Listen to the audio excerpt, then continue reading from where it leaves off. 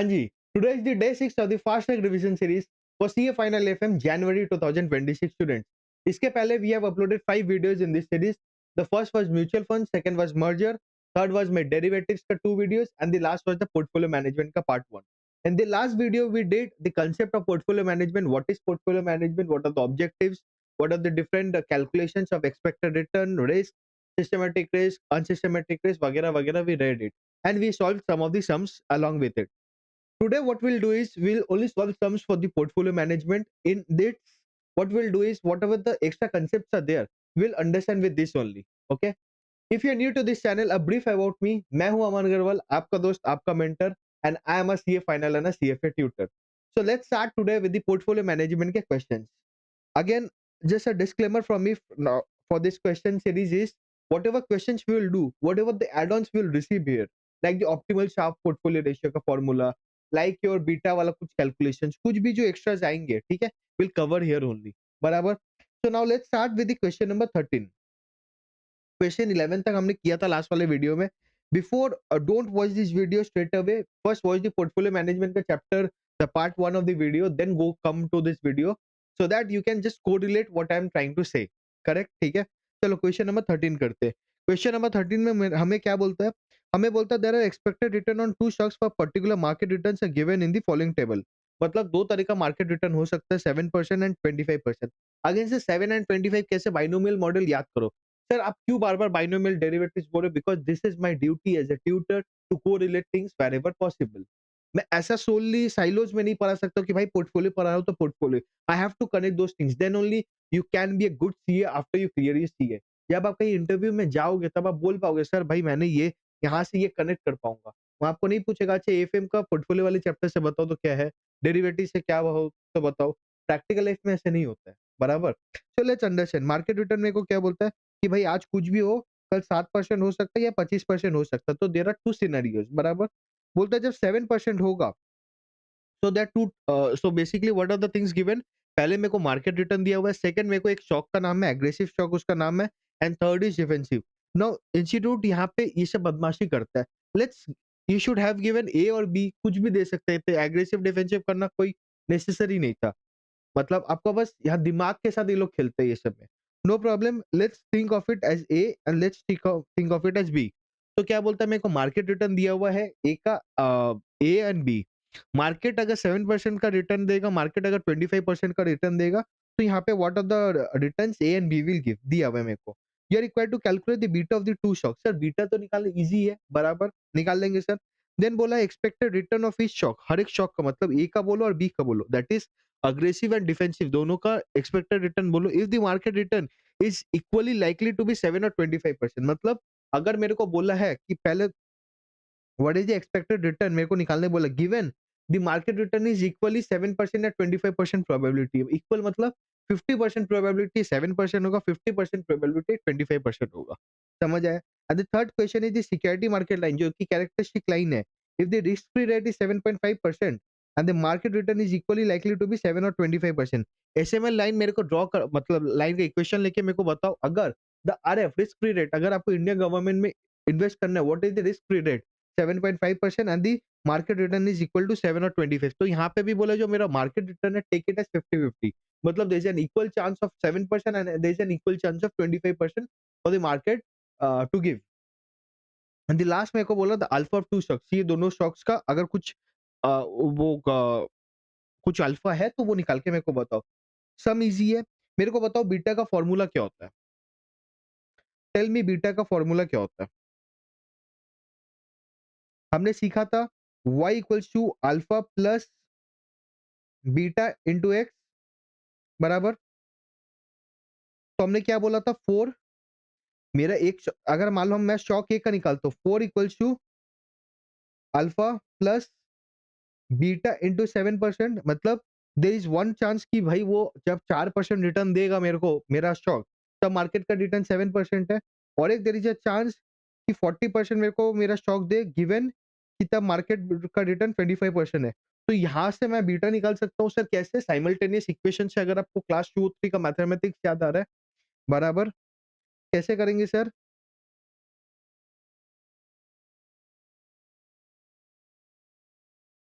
यहाँ पे मैं 4 alpha beta 7, 4 equals to alpha plus beta into 7, 40 equals to alpha plus beta into 25। ठीक है, अगर मैं इसको माइनस करूँ साइमल्टेनियस इक्वेशन में जो माइनस करते थे, तो ये 36 आया, ये अल्फा अल्फा कैंसिल हो गया, तो 0 प्लस बीटा 7 माइनस 25 कितना होता है, 16 हो गया। तो यहाँ पे माइनस आ गया, माइनस 16, तो minus 36 equals to minus beta into 16, minus minus cancel, तो बीटा कितना हुआ, 36/16 होएगा, 36/16, दैट इज माई 2.25। सर ये आंसर राइट है क्या, देख लो।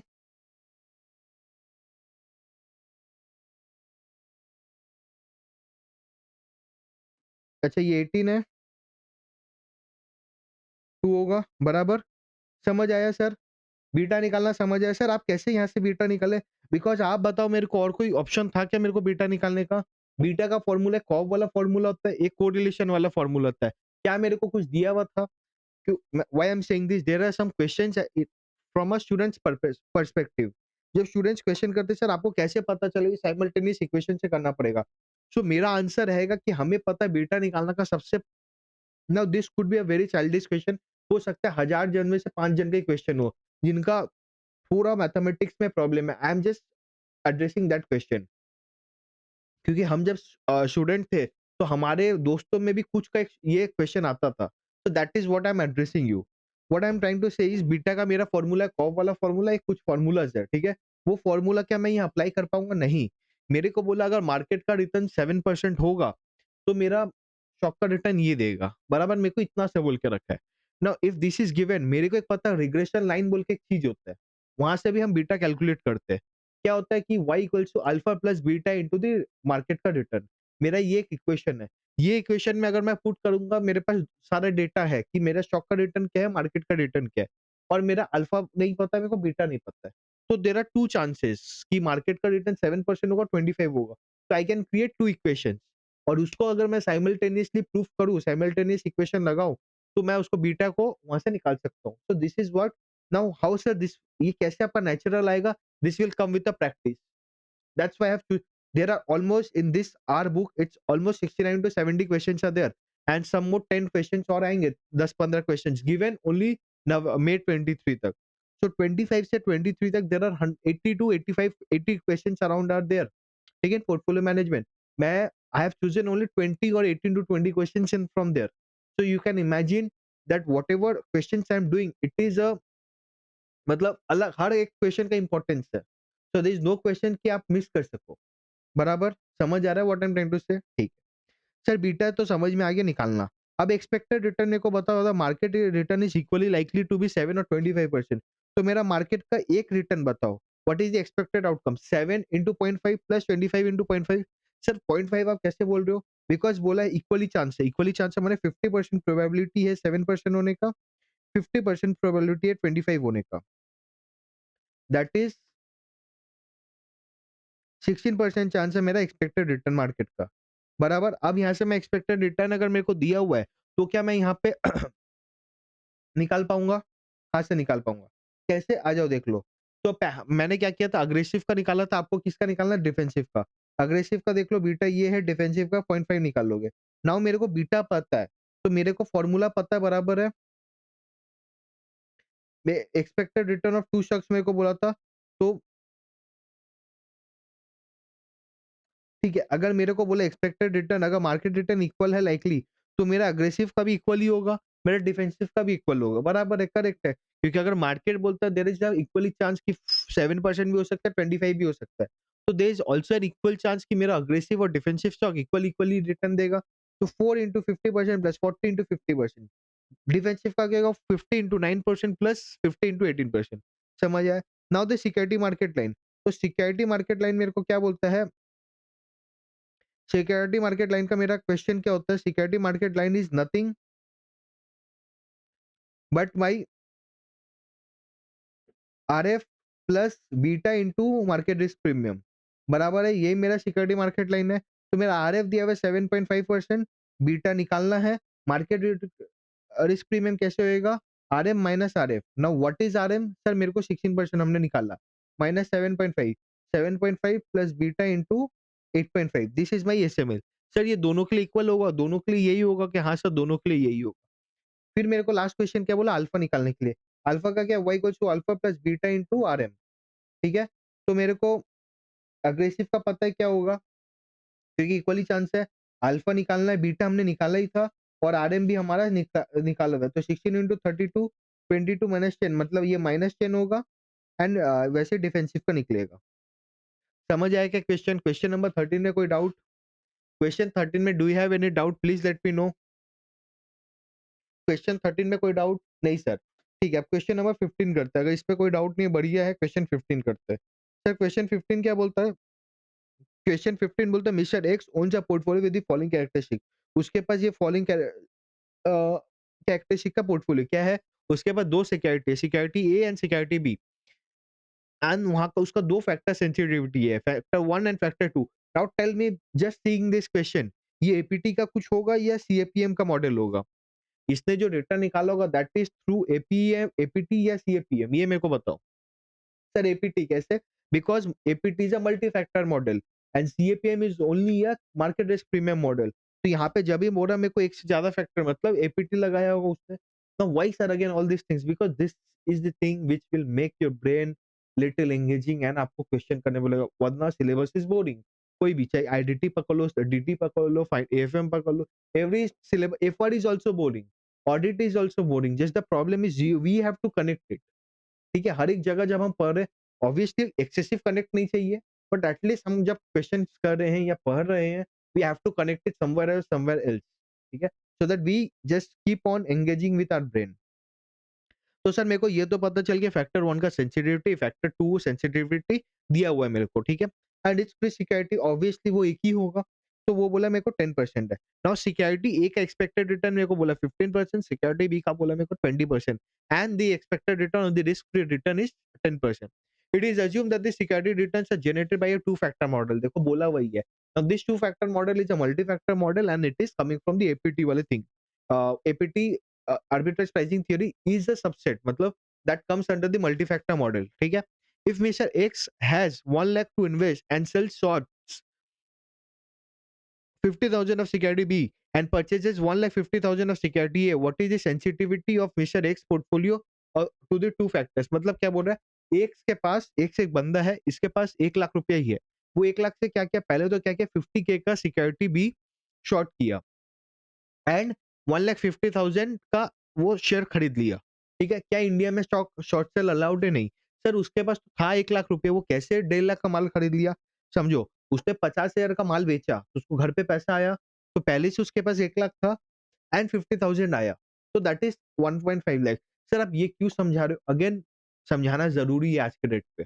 एग्ज़ाम के 2 महीना पहले कुछ-कुछ बच्चे थोड़े बात पे समझ में दिमाग काम करना बंद कर देता है, तो that is the only reason. ठीक है? तो पहला वाला क्वेश्चन में मेरे को बोला सेंसिटिविटी निकालना कि भाई मेरे जो फैक्टर्स है उसका क्या सेंसिटिविटी होगा। ऑब्वियसली मैं अपने मेरा प्रोपोर्शन से निकाल पाऊँगा। मतलब मैं अपने जो सिक्योरिटी ए है, उसका प्रोपोर्शन से निकाल पाऊँगा, सिक्योरिटी बी का मतलब फैक्टर 1 का सेंसिटिविटी मेरा कितना होगा, वो मैं निकाल पाऊँगा with the help of proportion जो मेरा है। मतलब 50,000 divide by 1 lakh, 150,000 divide by 1 lakh, ठीक है? मल्टीप्लाइड बाय 0.8 करके मैं निकाल लूँगा प्लस 1.5 जो भी हम वैसे निकालेंगे। सेकंड बोला मेरे को mister if mister x borrows 1 lakh at the risk free rate, तो पहले से उसके पास 1 लाख रुपया था, वो और भी 1 लाख रुपया बोरो किए at the risk free rate. Risk free rate मतलब कितने परसेंट में? 10% पे, बराबर? And invest the amount he borrows along with the original amount of 1 lakh. तो क्या बोला भाई उसके पास पहले से 1 लाख रुपया था एंड 1 लाख रुपया और बोरो किया at the rate of risk free rate. with the original amount of 1 lakh in security A and B in the same proportion as described in part 1। तो उसके जो 1 लाख रुपया बोरो किया, उसको भी जो क्वेश्चन 1 में जो सेम प्रोपोर्शन था उसमें ही बोरो मतलब इन्वेस्ट किया, दैट इज 50,000 और उसने शॉर्ट सेल किया और 1.5 लाख रुपए का और माल खरीदा। तो नेट में उसके पास कितना हो गया? 1 लाख रुपए का उसने शॉर्ट सेल किया, 3 लाख रुपए का उसने माल खरीद लिया। बराबर? What is the sensitivity of the portfolio to the two factors, मतलब अब मेरे को सेंसिटिविटी फिर बताओ। अगेन द रिवाइज सेंसिटिविटी बताओ। बरा बोल देंगे sir what is the expected return of return premium for factor 2। अब सर मेरे को ये बताओ कि ये तो आपको सेंसिटिविटी बताया गया था। तो मतलब कि फैक्टर 1 जो है उसका कितना सेंसिटिविटी है मेरे सिक्योरिटी का। फैक्टर 1 का सेंसिटिविटी कितना है with respect to my security भी। बट जो फैक्टर 1 है, मान लो वो जीडीपी हो या फिर इंटरेस्ट रेट हो, फिर small cap minus large cap का प्रीमियम हो, वो प्रीमियम कितना है या फिर वो जीडीपी का सरप्राइज एलिमेंट कितना है। जो भी two factor multi factor model होते हैं ना, उसमें मेनली अभी फार्मा फ्रेंच वगैरह जो भी मॉडल्स है सभी मल्टी फैक्टर है। तो यहाँ पे हम क्या बोल रहे हो, जैसे कुछ-कुछ में हम सरप्राइजेस देखते हैं। मतलब मान लो जीडीपी में जैसे हम क्या बोलते हैं कि भाई मेरे को एक्सपेक्टेड कितना जीडीपी ग्रो करेगा, मान लो 2% हमको लगता है एंड इस क्वार्टर में आ गया 2.5% से ग्रो किया। So what is the surprise element? 0.5%, this is a positive. GDP का ग्रोथ रेट मेरे लिए फायदा होता है या नुकसान होता है? That is a question from my side to you have to comment and let me know कि इसका आंसर क्या होगा। बेसिक है, जीडीपी क्या होता है आपको पता है, इकोनॉमिक्स पे आपने 11-12 में पढ़ा है, नहीं पढ़ा तो एक सेकंड गूगल कर लेना। करके मेरे को ये बताओ, जीडीपी अगर मैंने we expected 2% but the result the real GDP growth rate was 2.5%। So the 0.5% surprise element, it is a positive और अ नेगेटिव फॉर अस, ये मेरे को बताना है। ठीक है, तो हमें एक्सपेक्टेड रिटर्न निकालना, तो तीन चीज निकालना है। पहले what is the sensitivity of my factor 1 and factor 2 in my portfolio with respect to the amount of investments we did in AB. Second, if I borrow more money, what is the sensitivity, revised sensitivity? And third is expected return premium of factor 2. Now, just a trick here is when I'm considering the return premium for factor 2, we are considering कि भाई factor 1 का return premium 0 होगा। ठीक है, ये हमेशा याद रखना। जब भी मेरे को एक को बोला बिकॉज़ वी कंसीडर कि भाई ठीक है, एक 0 है तब ये क्या होगा? We calculate like that. ठीक है? तो देखते हैं कैसे होता है। पोर्टफोलियो सेंसिटिविटी हमने बात किया ही सर। 1 जैसे हमने क्या पहले पोर्टफोलियो 1 का 1.5 इंटू 8 ए में कितना किया था? 1.5 लाख रुपया। दैट इज मेरा क्या हो जाएगा? फैक्टर 1 का निकालेंगे। फैक्टर 1 का क्या लेगा? मेरा वेटेज कितना है? तो मैंने ए में कितना किया था? 1.5 लाख रुपए इन्वेस्ट किया था। मेरे पास था कितना? 1 लाख। ठीक है? इंटू 0.8 प्लस मैंने बी में शॉर्ट सेल किया था 50,000 बट था मेरे पास 1 लाख। इंटू उसका था क्या? 1.5। ऐसे करके फैक्टर 1 का सेंसिटिविटी निकल जाएगा। ऐसे करके ही फैक्टर 2 का भी निकल जाएगा। अब से जब हम सेकंड क्वेश्चन में बोला था तो उसमें क्या करेंगे? सेम क्वेश्चन करेंगे। 1.5 लाख 1.5 लाख 1.5 लाख की जगह 3 लाख पकड़ेंगे, 50,000 की जगह -1 लाख पकड़ेंगे। बट सर में जो अमाउंट ऑफ मनी है क्या हम चेंज करेंगे? This is the trick. जो अमाउंट ऑफ मनी है मतलब मेरा जो डिनोमिनेटर में कितना रुपया मेरे पास था उसके ऊपर लगाया तो मैं वो चेंज करूंगा क्या? मैं नहीं चेंज करूंगा sir. What is the reason? Because that is my borrowed money. हम जब भी कुछ निकालते हैं that should be only with my equity money, मतलब मेरा खुद का पैसा कितना है उसके मेरे को क्या मतलब है बोरोड मनी पे मेरा सेंसिटिविटी क्या होगा? जैसे हम क्या करते हैं ना, जब इंट्राडे पे पैसा लगाते हैं, हमारे पास 10,000 रहता है तो हम 40 के 50 के का माल उठा सकते हैं। मतलब क्या अभी जब हम रिटर्न कैलकुलेट करेंगे फिर at the end of the 4 PM 4 बजे के बाद जब हम रिटर्न कैलकुलेट करेंगे कि मेरा ये ट्रेड से कितना कमाई हुआ, तो मैं क्या देखूँगा भाई मैंने 10,000 रुपए लगाया था, उससे मैं क्या कमाया बराबर? मैं ये तो नहीं देखूँगा कि मैंने 50,000 रुपए लगा के क्या कमाया। बिकॉज़ क्यों नहीं देखूँगा सर? बिकॉज़ मेरे अकाउंट से तो भाई मेरा खुद का 10,000 लगा है। मैंने 40,000 और बोरो किया था। भले ही उसपे मैंने ब्याज दिया, वो माइनस कर लूँगा मैं। बट मेरे को एक्चुअल नेट रिटर्न जो आया, वो किसके ऊपर आया? मेरे खुद के पैसे के ऊपर। तो यहाँ पे भी मैं वही देखूँगा सेंसिटिविटी जब वी विल चेक इट, हम देखेंगे भाई मेरा खुद का पैसे के ऊपर कितना मेरा सेंसिटिविटी है। ठीक है? तो वैसे ही करेंगे। ए पे मैंने 3 लाख लगाया, बी में लगाया 1 lakh. The only difference the only trick here is कि भाई मेरा डिनोमिनेटर जो है द मनी पर the weightage will take with the help of मेरा खुद का रिटर्न। ठीक है? समझ में आया? नाउ मेरे को बोला था कि थर्ड मेरे को बोला था एक्सपेक्टेड रिटर्न बराबर है। सर मेरे को थोड़ा-सा याद करके बताओ what is the multi APT का फॉर्मूला क्या होता है?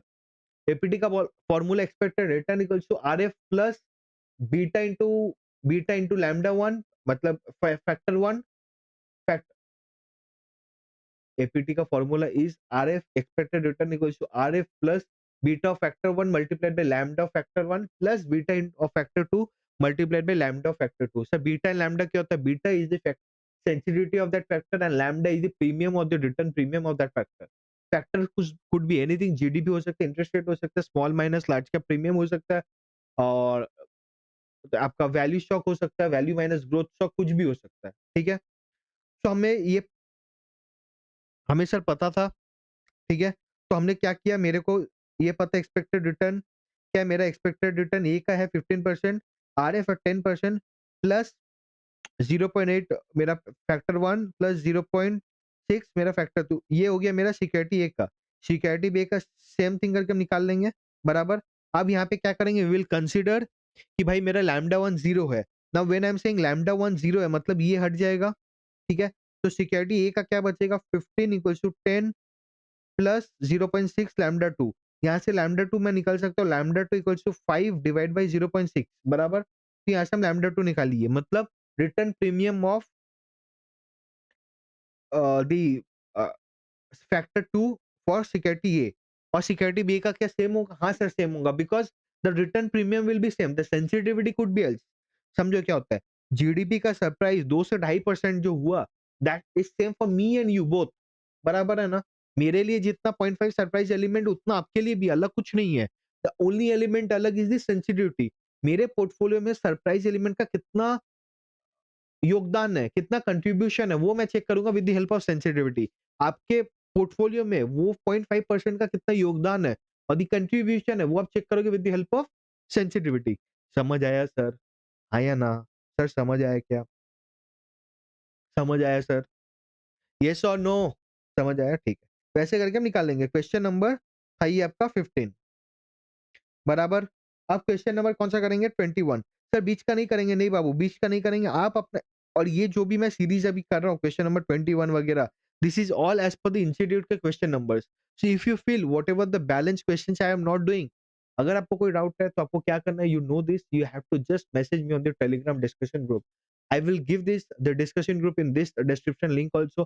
Please do join the discussion group and ask me questions, relevant questions. Keep it restricted to the only AFM subject.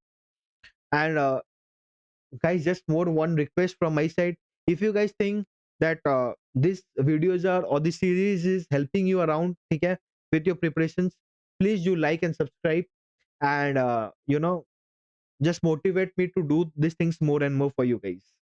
ठीक है, क्वेश्चन नंबर 21 करते हैं। A limited has an expected return of 22%। भाई ए limited का कितना रिटर्न है? 22%। And standard deviation कितना? 40%। मतलब क्या सर, ए लिमिटेड एवरेज एवरेज में 20-22% कमा के देता है, एंड उसका प्लस माइनस कितना होता है? 40%। बी लिमिटेड का भी मेरे को एक्सपेक्टेड रिटर्न बोला 24% एंड स्टैंडर्ड डिविएशन 38%। बराबर है सर, दो स्टॉक से ए एंड बी उसके। तो मतलब मेरे को क्या बोल के रखा है, ए का और बी का, ए का एक्सपेक्टेड रिटर्न बोला है 22%, इसका बोला है मेरे को 24%, इसका स्टैंडर्ड डेविएशन 40%, इसका स्टैंडर्ड डेविएशन 38%। मेरे को ये बोल के रखा है, समझ आया? मेरे को क्या बोलते हैं, A limited has a beta of 0.86। A limited का बीटा मेरे को क्या बोला है? 0.86। बी लिमिटेड का बोला 1.4। तो मेरे को बताओ कौन सा स्टॉक ज्यादा रिस्की है ए बी में? ए और बी में कौन सा स्टॉक ज्यादा रिस्की है? Only on the basis of beta tell me, A and B में कौन सा स्टॉक ज्यादा रिस्की है? Sir beta. क्यों? अगर मार्केट 1% से चेंज होगा, मेरा स्टॉक ए 0.86% से चेंज होगा, बट अगर मार्केट 1% से चेंज होगा, मेरा जो स्टॉक बी है that will change with respect to 1.24%। मतलब वो ज्यादा वॉलेटिलिटी रहेगा, ज्यादा सेंसिटिव है विद रिस्पेक्ट टू मार्केट। समझ आया? हाँ या ना? The correlation coefficient between the return of A 0.72, मतलब there is a strong correlation between these two. तो सर मेरे को एक क्वेश्चन यहाँ पे भी बताओ, when there is a strong correlation, तो क्या मेरा जो डाइवर्सिफिकेशन बेनिफिट है, व्हेन द पोर्टफोलियो का जो भी मेरा assumptions है, because the diverse why we do portfolio, why we create a portfolio basically, to diversify our risk. So sir क्या यहाँ पे डाइवर्सिफाई उतना अच्छा पॉसिबल है? येस और no? So there are two three questions I will ask around this corner. So the first question was regarding my I forgot the question. There was some question you have to tell me, ठीक है? Check करके बताना था कुछ। Second यहाँ पे question है कि भाई मेरा कोरिलेशन जो ज्यादा है 0.72, it is higher higher side में, बराबर। It is close to 1 around. So sir ये जो कोरिलेशन है, again this is higher with respect to 0.5 या 0.4 का कोरिलेशन, बराबर। When the correlation is higher, is the benefit of diversification what we'll get, is it higher side or lower side पे? मतलब मैं बहुत ज़्यादा मतलब जो रिस्क का जो बेनिफिट है, रिस्क डाइवर्सिफिकेशन बेनिफिट जो है, वो मैं बहुत ज़्यादा ले पाऊँगा कि नहीं, ये मेरा क्वेश्चन है आपका। येस और no, just this should be your answer. Let me know in the comments. The standard deviation of the market return is 20%। और क्या बोलता है, मार्केट का जो भी रिटर्न है उसका स्टैंडर्ड डेविएशन बोलता है मेरे को 20%। सर मेरे को मार्केट का रिटर्न दिया हुआ है क्या, नहीं, बट मेरे को स्टैंडर्ड डेविएशन दिया हुआ है मार्केट का।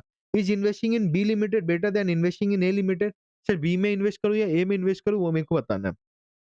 ठीक है, मेरे को तो ऐसा अभी सर यहाँ पे बस बीटा देख के मैं बता दूं क्या, बी बस बीटा देखोगे तो आपको लगेगा ए में बेटर है, बस रिटर्न देखोगे तो आपको लगेगा बी बेटर है, बस रिस्क देखोगे तो भी लगेगा बी बेटर है। बट वी डोंट नो, ऐसे हम नहीं दे सकते, हमें कोई रेशियो निकालना पड़ेगा, what will that will calculate.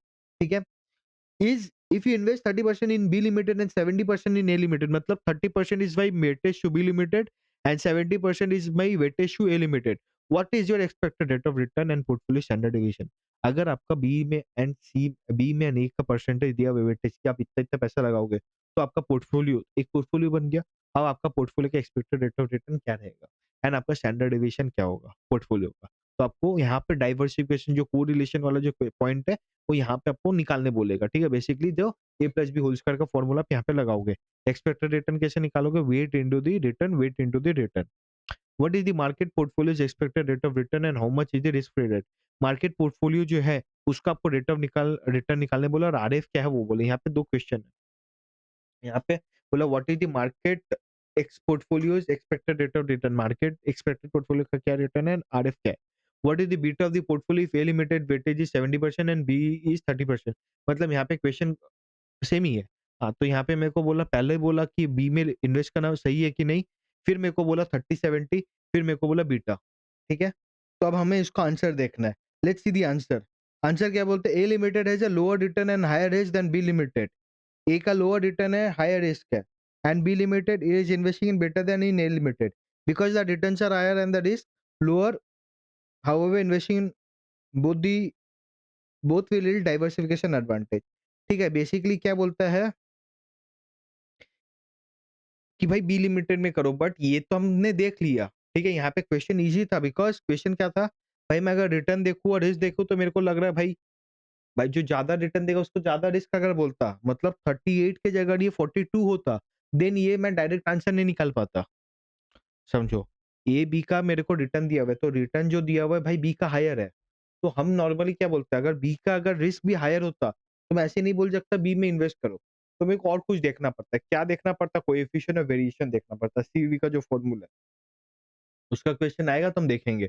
But यहाँ पे हमने क्यों डायरेक्ट आंसर निकाल पाए, बिकॉज़ स्ट्रेट अवे पता है मेरे को कि भाई रिटर्न हायर है, बट रिस्क कम है उसका, तो मैं बी लूँगा ना, रैशनल इन्वेस्टर है तो। इफ यू इन्वेस्ट इतना, what is the expected rate of return, ये तो कर लोगे। Question 2 is nothing, we need to check. मेरे को क्वेश्चन 3 बताना था, आरएफ मेरे को निकालना है। तो सर आरएफ कैसे निकालें? आरएफ निकालने के लिए मेरे को पता है कि ए का रिटर्न मेरे को कितना दिया हुआ है। ए का रिटर्न मेरे को मैंने निकाला 22% दिया हुआ है। ठीक है? तो मेरे को सीएपीएम अगर फॉर्मूला है तो क्या बोला, RF plus RM minus RF into beta, ये मेरे को पता है। तो मेरा क्या 22 equals to RF plus RM minus RF, beta मेरे को दिया हुआ है 0.86 बराबर। वैसे ही मेरे को अ, return of the stock of the B का भी दिया हुआ है, मतलब कितना है उसका 24 into equals two plus RM minus RF. ये दोनों को अगर मैं सॉल्व करूंगा तो ये यहाँ से मैं आरएफ निकाल सकता हूँ, हाँ से निकाल सकता हूँ। तो आरएफ मेरा निकल गया 17.48। तो मेरा आंसर थर्ड वाला हो गया, what is the how much is the risk free rate बराबर। एंड फिर मैं अगर अगर मैंने रिस्क फ्री रेट निकाल लिया, अब मैं कोई ये इक्वेशन में अगर पुट करूँ आरएफ को और आरएफ को, तब मैं यहाँ से आरएम निकाल सकता हूँ। हाँ सर, आरएम भी निकाल सकते हैं। तो आरएम एंड आरएफ हम निकाल लिए। लास्ट क्वेश्चन था बीटा निकालने का। बीटा कैसे निकालते हैं, वेटेड एवरेज करके। वेटेड एवरेज मतलब weight of the shock into beta, weight of the shock into weight beta of the shock plus weight of the shock into beta of the shock. समझ आया sir? ये फिर question हमने क्यों किया था, ये क्वेश्चन हमने इसलिए किया था to back calculate the RF and the RM with the help of the CFPM equation। समझ आया? हाँ या ना? बट अगर मेरे को ये बताओ, अगर यहाँ पे बी का जो रिस्क है वो 38 की जगह 42 होता, तो हम क्या करते हैं समझ आ रहा है, कोएफिशिएंट ऑफ वेरिएशन निकालते उसका क्वेश्चन है आगे चल के, ठीक है। आई थिंक क्वेश्चन नंबर 26 ही है, लेट्स सी। क्वेश्चन नंबर 26 अब करेंगे। नहीं, क्वेश्चन 26 नहीं और कोई है। Your client is holding the following securities, मेरे को सिक्योरिटी बोला gold, silver, bronze, government yield, ठीक है। मेरा कॉस्ट क्या है 10,000, 15,000, 14,000, 36,000। मतलब मैंने गोल्ड लिमिटेड को 10,000 में खरीदा, सिल्वर को 15,000, ब्रॉन्ज को 14,000 एंड जीओआई को 36,000, ठीक है। उसमें मेरे को डिविडेंड इतना मिलता है, डिविडेंड या इंटरेस्ट जो भी बोला है 1725, 1,700, 3600। मेरे को मार्केट प्राइस बोला, आज उसका मार्केट प्राइस क्या है 9,800, 16,200। मतलब मेरे पास जितना का गोल्ड था उसका आज मार्केट वैल्यू है 9,800, 16,200, 20,000, 34,500। मेरा हर एक शॉक का माने गोल्ड का बीटा इज 0.6, सिल्वर का इज 0.8, ब्रॉन्ज का इज 0.6, जीओआई का इज 0.01। और मेरे को बोला average return of the portfolio is 15.7, ठीक है। एवरेज रिटर्न मेरे को बोला गया 15.7 है। अब मेरे को बोलता है calculate the expected return, rate of return in as using the CAPM model. माने गोल्ड का एक्सपेक्टेड रिटर्न क्या आएगा, सिल्वर का क्या होगा, ब्रॉन्ज का क्या होगा, जीआई बॉन्ड का क्या होगा, उसका एक्सपेक्टेड रिटर्न निकालने बोला है। और मेरे को रिस्क फ्री रेट रिटर्न निकालने बोला है, ठीक है। तो दो क्वेश्चन है यहाँ पे। मेरे को एक चीज बस बताओ, सीएपीए मॉडल का फॉर्मूला क्या है? सीएपीए मॉडल का मेरे को फॉर्मूला बताओ। सीएपीए मॉडल का formula sir are F plus R F minus R F into beta. Sir मेरे को बीटा तो पता स्ट्रेट अवे दिया हुआ है, पर मेरे को RF and RF minus RF निकालना है, बराबर। तो पहले मैं क्या करूंगा, पहले मैं एक्सपेक्टेड रिटर्न निकालूंगा या आरएफ निकालूंगा? सर आरएफ निकालोगे। सर आरएफ कैसे निकालू, देखो पहले हम क्या करेंगे, मेरा टोटल यील्ड निकालेंगे। मतलब अगर मैंने गोल्ड पे इन्वेस्ट किया है तो आज मेरे को कितना कमाई है। तो मैंने लगाया था 10,000, आज मार्केट में प्राइस हो गया 9,800, तो मेरे को प्राइस अप्रिसिएशन कितना हुआ, मेरा -200 हुआ, बराबर। प्लस मेरे को 1725 रुपए मेरे को डिविडेंड मिला। तो नेट रिटर्न गोल्ड में कितना मिला, 1725 माइनस 200 दैट इज 1525, बराबर।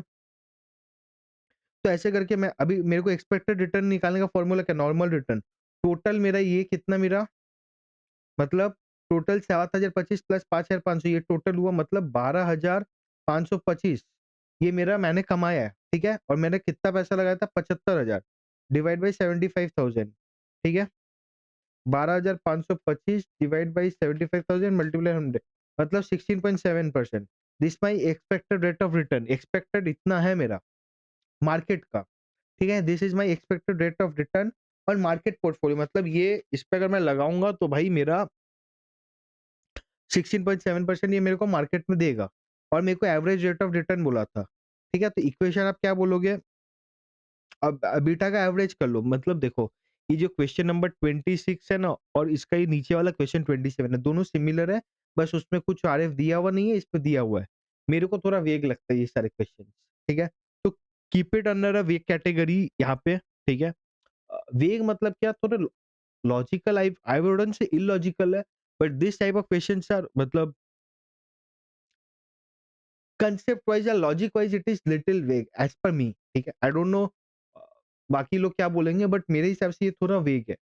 तो मतलब करके तो जानना, मतलब ऐसे इजी है सब, ऐसा कोई दिमाग लगाना नहीं है। बट अगेन इंस्टीट्यूट जो बोलता है वही करना अपने को। तो बीटा का मेरे को एवरेज निकालना, ऑब्वियसली निकाल लेंगे। अब मेरे को निकालना है रिस्क फ्री रेट। तो रिस्क फ्री रेट इन लोग बोलता है कि भाई एवरेज रिटर्न, मेरे को क्या फॉर्मूला का, जो सीएपीएम वाला फॉर्मूला इसको ही बोलो, R F plus beta into R M minus R F. अब ये जो आर एम है इसको पकड़ लो एक्सपेक्टेड रिटर्न। हम कौन सा क्वेश्चन कर रहे थे, क्वेश्चन नंबर 26।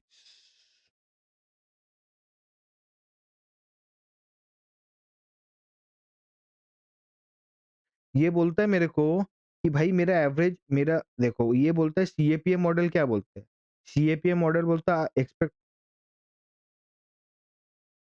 सीएपीएम मॉडल के हिसाब से expected return equals to R F plus R M minus R F into beta, बराबर यही है।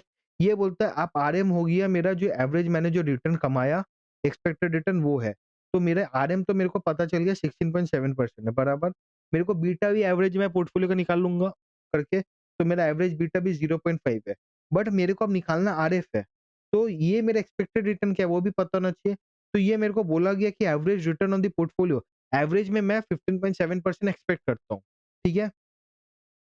तो 15.7 equals to R F plus 16.7 minus R F into 0.5। यहाँ से हम आर एफ को निकाल सकेंगे, हाँ से निकालेंगे। तो पहले आर एफ निकाल लो, फिर क्या करो, फिर सीएपीएम वाला फॉर्मूला जो है are F plus R F minus R F into beta उसमें बिठाओ। तो आर एफ यहाँ पे क्या निकला, आर एफ निकला 14.7। अब क्या होगा, मान लो मेरे को गोल्ड में लगाना है, मतलब गोल्ड का क्या होगा 14.7 प्लस 16.7 माइनस 14.7 इंटू 0.6, मतलब 2 into 0.6 plus 14.7, that is gold का हो गया 15.9%। ऐसे करके गोल्ड का, सिल्वर का, ब्रोंज का, जीआई का निकालना है। सर ये थोड़ा मेरे को, I don't know how you will feel this, but मेरे को थोड़ा वेग लगता है। Again we have to do it, question 26 and 27 both are same. यहाँ पे मेरे को आरएफ निकालने बोला तो वहाँ आरएफ दिया हुआ है। सो ये क्वेश्चन में पहले बस एक ही ट्रिक है, या समझने का है कि भाई पहले आरएफ निकालो फिर एक्सपेक्टेड रेट ऑफ रिटर्न निकालो, बराबर। क्वेश्चन 26 का समझ आया। पहली बार आएगा तो आपको थोड़ा तो लगेगा सर मैं किसको लूं, average return of the portfolio को मैं क्या लूं, एक्सपेक्टेड रिटर्न लूं या क्या लूं। बट मतलब हमें बोला जाता है ना कि एवरेज में आप ये कमाते हो, तो हम क्या एक्सपेक्ट करेंगे, वो जैसे Nifty, again just to make it something logical. मान लो निफ्टी में आप कभी भी स्टॉक मार्केट में इन्वेस्ट नहीं किया because you are a C article. आप जब सीए बने, now you are earning a good amount of money in from your corporate job. Now what you are trying to do is you want to invest in Nifty, you want to invest in stock market. तो आप देखो कि भाई आपको नहीं पता है expected rate of return, ये सब आपको नहीं समझ आ रहा है, you are not being able to calculate. तो आप क्या देखोगे, भाई निफ्टी एवरेज में क्या रिटर्न देता है, तो उसको आप एक्सपेक्टेड मान लोगे, बराबर। या फिर आप निफ्टी छोड़ो, आपको मान लो जोमेटो में मन है पैसा डालने का, तो आप क्या करोगे, आप देखोगे भाई जोमेटो एवरेज में क्या रिटर्न देता है। अगर जोमेटो 15-20% रिटर्न देता है तब आप वही एक्सपेक्ट करोगे ना। You will not expect 30%, you will not expect 10%। या एक्सपेक्टेड एवरेज में देता है आप वही एक्सपेक्ट करोगे। सेम चीज है कि भाई एवरेज में ये पोर्टफोलियो 15.7% देता है, so that is my average rate of return, मैं एक्सपेक्ट करूंगा। एंड यहाँ से जो फॉर्मूला से आया that is my market return, expected market return. 27 में क्या बोला था मेरे को, सीएपीएम से ही एक्सपेक्टेड रिटर्न निकालने बोला है और एवरेज रेट ऑफ रिटर्न निकालने बोला, ठीक है। तो यहाँ से मैं आरएफ निकाल लूंगा, पहले मैं सीएपीएम का रिस्क निकालूंगा, देख लेना आप ये। तो question number 26 27 is same only, 28 also same, 26 27 28 28 28 28 तक सेम है, ठीक है। Now will do question number 32। क्या करेंगे, क्वेश्चन नंबर 32, ठीक है। अच्छा बात, इतना तक कोई डाउट है आपको तो लेट मी नो, कोई डाउट नहीं, ठीक है। क्वेश्चन 32 पढ़ते हैं। एक्स कंपनी लिमिटेड इन्वेस्टेड 1/4/2009 में in certain equity shares as below. X company कोई कंपनी है, ठीक है, उसने ये दो जगह इन्वेस्ट किए, एम में एंड एन में, ठीक है। 1000 रुपये, 1000 शेयर्स खरीदे उसने 2 लाख का, तो पर शेयर का कॉस्ट क्या हो गया 200 एंड यहाँ पे कितना का हो गया 300 रुपया एन, बराबर। एंड उसका face value 100 is and 10 H. In September 2009 10% dividend was paid out by M limited. तो एम ने कितना दिया 10% ऑफ 100, मतलब 10%, एंड एन ने कितना दिया 30 ऑफ 10, दैट इज 3, और ये मेरे को 10 रुपए दिया था, ठीक है। On 31 March 2010 market quotation showed a value of 220 and 290। तो ये मेरा अगर 1/4/2009 पकड़ू, 1/4/2009 में ये प्राइस था 200 रुपया और 300 रुपया। मैं जब 31/3/10 में आया तो प्राइस हो गया 220 और 290। तो मेरे को पहला एम में कितना फायदा हुआ, 200 का मैंने खरीदा था 220 हो गया, दैट इज 20 रुपए का फायदा।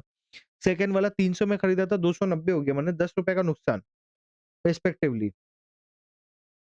On first chart 2010, investment advisors indicate that the dividend from M Limited and L Limited for the year 31st March 2011 are likely to be 20-35%। मतलब जो भी उसके एडवाइजर्स या एनालिस्ट है वो लोग अज्यूम करते हैं कि M N N 20 and 35% respectively dividend देगा अगले साल, मतलब 31st मार्च 2011 में, बराबर। And that the probabilities of market quotation on 31st March 2011 are as below. और उसका एक एक्सपेक्टेड प्राइस है कि भाई ये प्राइस हो सकता है, and there is a probability, again binomial model हो, कुछ भी मॉडल हो, सिनेरियोज है। You are required to calculate the average return from the portfolio for the year ended 31st March 2010। 31 March 2010 जो ईज़ी है सर, मैंने क्या किया 200 में पैसा लग फ्रॉम द पोर्टफोलियो बोला, तो पहले मैं एम लिमिटेड का निकालूँगा, फिर एन का निकालूँगा, फिर वेटेड एवरेज करूँगा, बराबर? एम का क्या है एम का क्या है मैंने 200 में खरीदा था, 220 में मेरा प्राइस है, तो ₹20 फ़ायदा प्लस मेरे को ₹10 का डिविडेंड मिला, तो ₹30 मेरे को फ़ायदा मिला, ठीक है? मतलब मैंने लगाया था कितना 30 इंटू 200 मतलब मेरे को एम में कितना फ़ायदा मिला 15%। एन में कितना होगा? सर मैंने दो ₹300 का माल खरीदा, 290 हो गया, ₹10 का नुकसान, प्लस मेरे को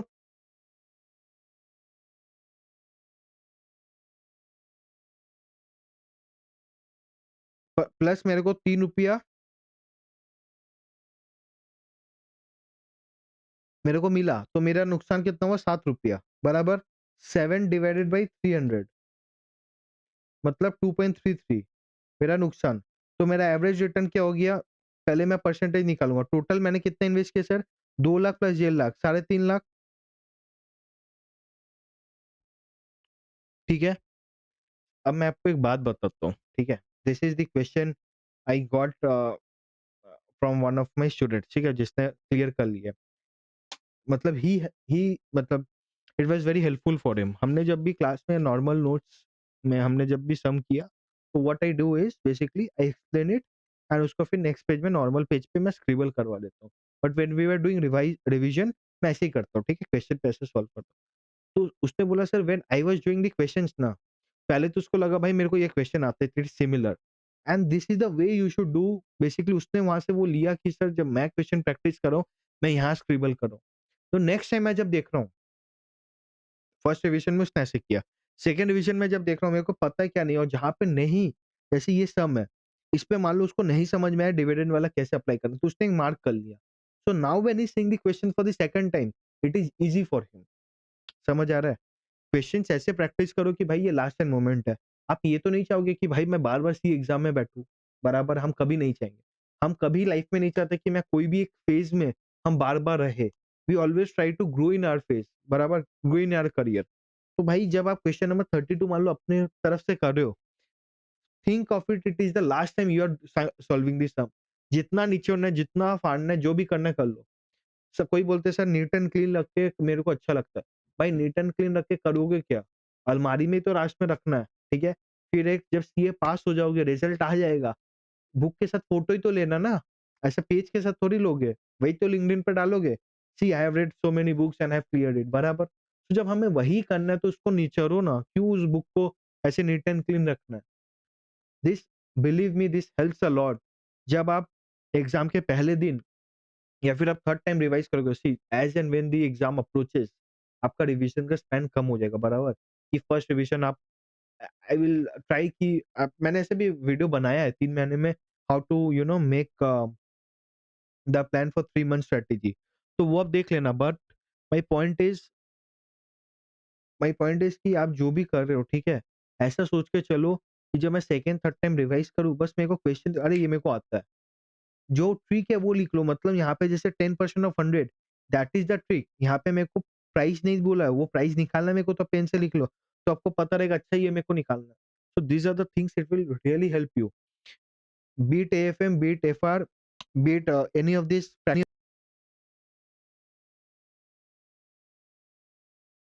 रहेगा कि एडजस्टमेंट ये सब पकड़ के चलना। Now again there are some people और there are some student who say sir adjustment मेरे को बता दो कौन से में क्या एडजस्टमेंट है, कौन सा में क्या मार्किंग है। अब वो सब कुछ के लिए अलग हो गई। यहाँ पे मेरे को लगता है ये 200-300 इट इज़ नथिंग, मतलब that is very simple. Dividend निकालना it is very simple. But again we have some set of students जिसके लिए ये हार्ड हो सकता है। तो the adjustments which are I can't say it is easy, easy hard, अब ये वाला देख के चलो। 26, 27 मेरे को वेग लगता है तो आई टोल्ड यू कि सर भाई नॉर्मली वो वेग लग रहा है मेरे को।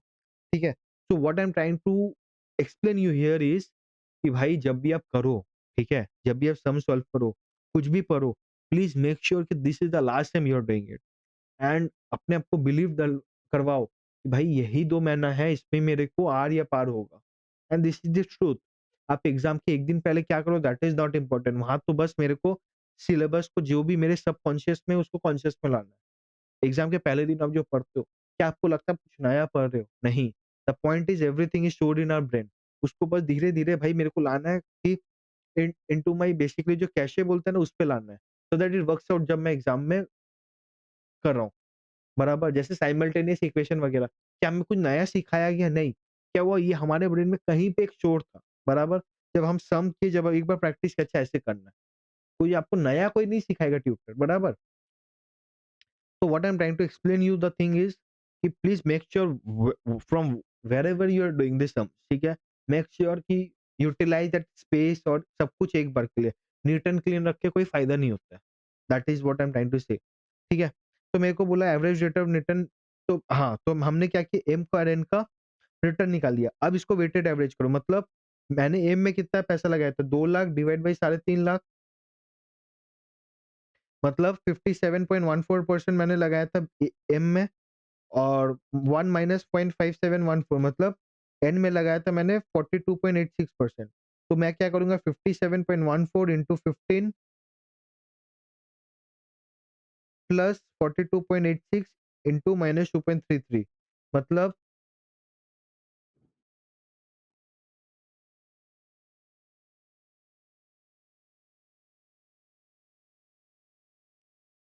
तो मेरा रिटर्न होना चाहिए 7.58। एक बार आंसर देख ले, 7.5 पे बराबर है, राउंड ऑफ पे ठीक होगा। इंस्टीट्यूट ने कैसे किया मेरे को उससे मतलब नहीं है। सो सी देयर आर सम सम्स जहाँ पे मेरे को लगता है कि नॉर्मल नॉर्मल में आप कर सकते हो। Again there are some sums which it is easy to explain you through the institute का सम्स, ठीक है? So that is the thing what we are doing, जहाँ पे जो डिपेंड करता है हम वैसे ही काम करेंगे। समझ आया? हाँ या ना? ठीक है। सर एवरेज रिटर्न तो हमने निकाल दी। अब calculate the expected average return from the portfolio for the year 2010-11 and that is something which is tricky in this question. Sir मेरे को 2010 तक तो ईज़ी था, मेरे को प्राइस दिया हुआ था। 2010-11 में क्या होगा? तो बाबू पहले आप क्या निकालोगे? आप प्राइस निकालोगे। प्राइस का एक्सपेक्टेड एक नंबर निकालोगे, मतलब 220 into 0.2 plus 250 into 0.5 plus 280 into 0.3। यहाँ से आप एक्सपेक्टेड रिटर्न निकालोगे। निकाल के फटाक से बताओ, 220 इंटू 0.2, 250 इंटू 0.5, 280 इंटू 0.3, मतलब मेरा एक्सपेक्टेड एम का हो गया 253,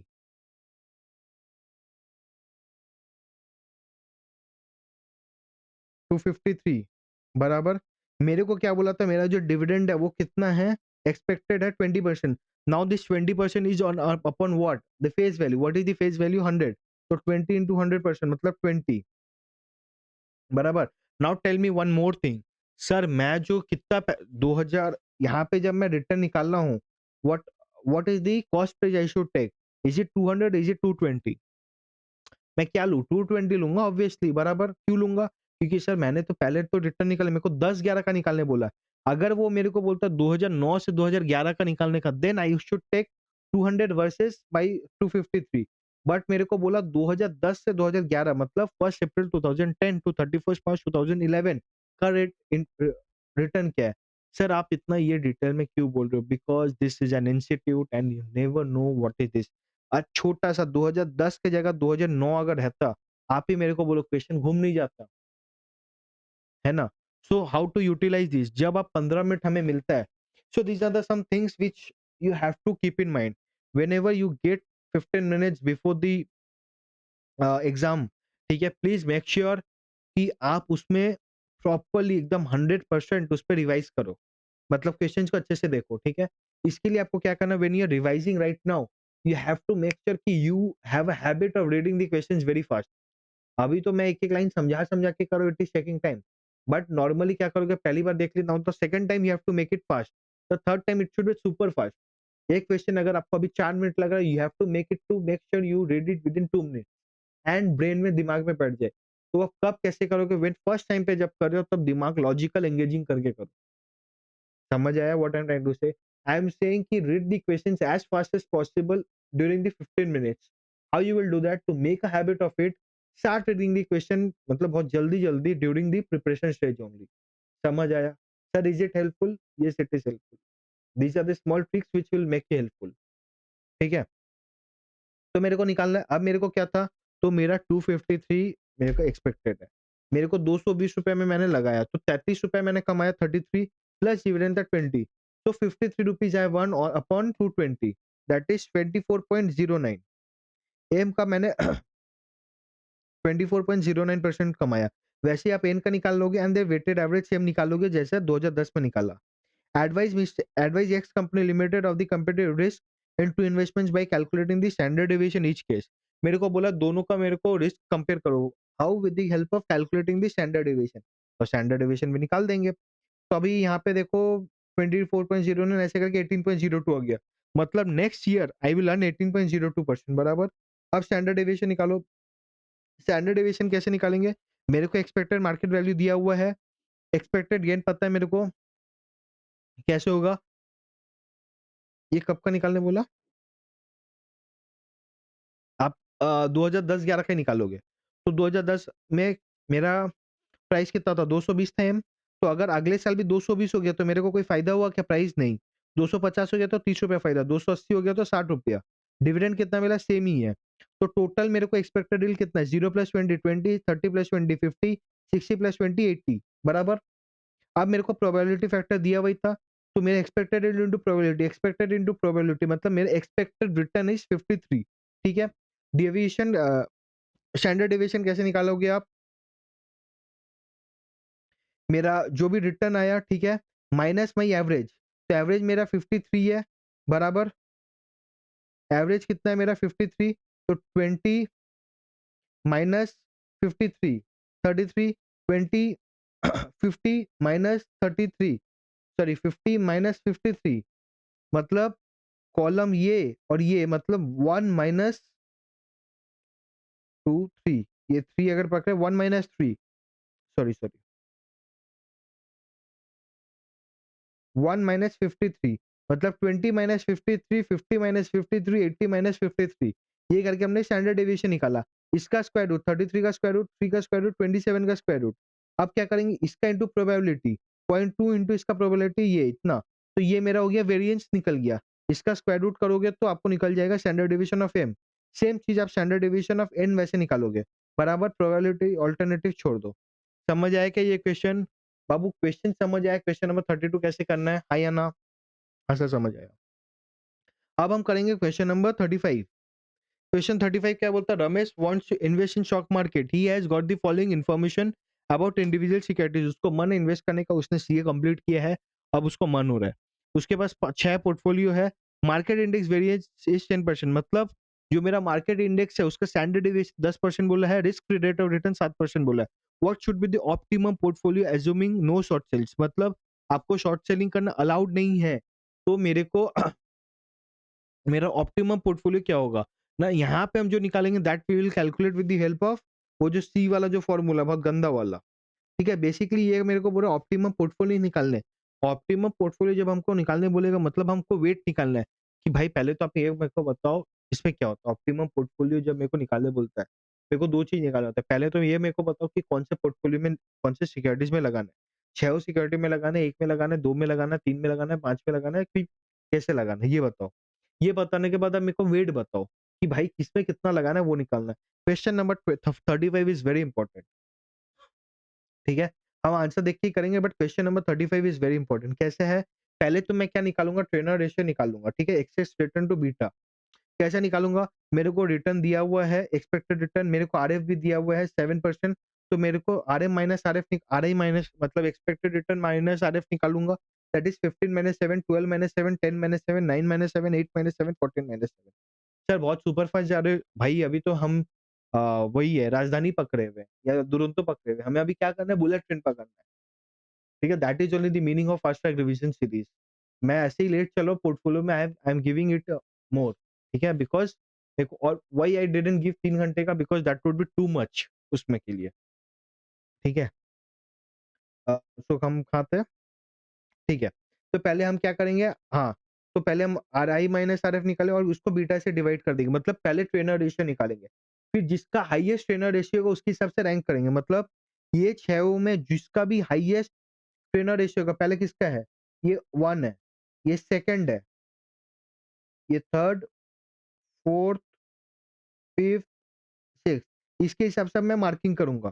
ठीक है, मतलब रैंक करूंगा A F B D C E. इसका मैंने आरआई माइनस आरएफ एक बार आरआई को ना 1 मिनट के लिए आरएम पकड़ लो, ईज़ी रहेगा बोलने के लिए। बीटा निकालूँगा, अब इसका मैं क्या करूँगा, अनसिस्टेमैटिक रिस्क देखूँगा। अनसिस्टेमैटिक रिस्क कहाँ पे है? ये दिया हुआ है, ठीक है? ये सी नहीं होगा, ईआई होगा। अनसिस्टेमैटिक रिस्क दिया हुआ है। अनसिस्टेमैटिक रिस्क हो गया, अब मैं क्या करूँगा, RM minus RF into beta by unsystematic risk, ये मैं निकालूँगा, ठीक है? फिर इसका समेशन करूँगा, मतलब 0.3 plus 0.35 0.65 0.65 plus 0.05 1.15 plus 0.2 1.35 plus 0.25 1.6 plus 0.06 1.66। समझ आया? अब मैं क्या करूँगा, बीटा बाई अनसिस्टेमैटिक रिस्क निकालूँगा, ठीक है? फिर इसका भी समेशन करूँगा। फिर मेरे को क्या निकालना है? सी निकालना है। अभी सी कैसे निकलेगा? सी निकलेगा सी निकलेगा मेरा वेरिएंस ऑफ द मार्केट, ठीक है? Variance of the market multiplied by मेरा ये जो है 0.3, बेसिकली हमको इसको पकड़ना पड़ेगा समेशन वाले को, मतलब ये वाला, ठीक है? Divided by 1 plus variance of market into this, ठीक है? इसको करके मैं सी निकालूँगा। अब मेरा कट ऑफ पॉइंट क्या होगा, जो हाईएस्ट है, वो मेरा कट ऑफ, सी का जो भी नंबर हाईएस्ट होगा that is my cut off point. C का क्या, जो भी नंबर हाईएस्ट होगा that is my cut off point. यहाँ पे कौन-सा हाईएस्ट है, 2.84, तो that is my highest point. अब मेरे को उसके बाद ज़ेड निकालना है, तो व्हाट, पहले स्टेप समझते हैं, क्या-क्या करना है? पहले मेरे को डिटेल दिया हुआ है, ऑप्टिमल पोर्टफोलियो निकालने बोला। ऑप्टिमल पोर्टफोलियो मतलब क्या? ऑप्टिमल पोर्टफोलियो पहले मतलब कौन सी सिक्योरिटी में इन्वेस्ट करना है एंड उसका वेट्स बताओ। उसके लिए मैं पहले क्या करूँगा, trainer ratio RI minus RF minus divided by beta, वो करके मैं ट्रेनर रेशियो निकालूँगा। उसके बाद मैं रैंकिंग करूँगा सिक्योरिटीज़ का, जो भी हाईएस्ट ट्रेनर रेशियो होगा उसके हिसाब से रैंकिंग कर दूँगा। करके मेरे को 3-4 चीज़ निकालना है। मेरे को क्या निकालना है? पहले तो बोल रहा है RI minus RF into beta divided by the unsystematic risk, वो निकालना है। सर ये क्या होता है अभी छोड़ देते हैं। एग्जाम में मेरे को क्या होता है वो मार्क्स में आएगा नहीं, मेरे को निकालना है, दैट इज इंपॉर्टेंट, ठीक है? फिर उसका समेशन निकालूंगा मैं, ठीक है? जैसे क्यूमुलेटिव, बेसिकली हम जैसे क्यूमुलेटिव डिस्ट्रीब्यूशन निकालते हैं वैसे ही, तो क्यूमुलेटिव उसका लिखेंगे। फिर मैं beta by variance of unsystematic risk, basically वो निकालेंगे। फिर उसका समेशन, फिर उसके हिसाब से सी निकालूंगा। सी कैसे निकालेंगे? Variance of the market multiplied by ये divided by 1 plus variance of market into beta into का ये, ठीक है? ऐसे करके सी निकालेंगे।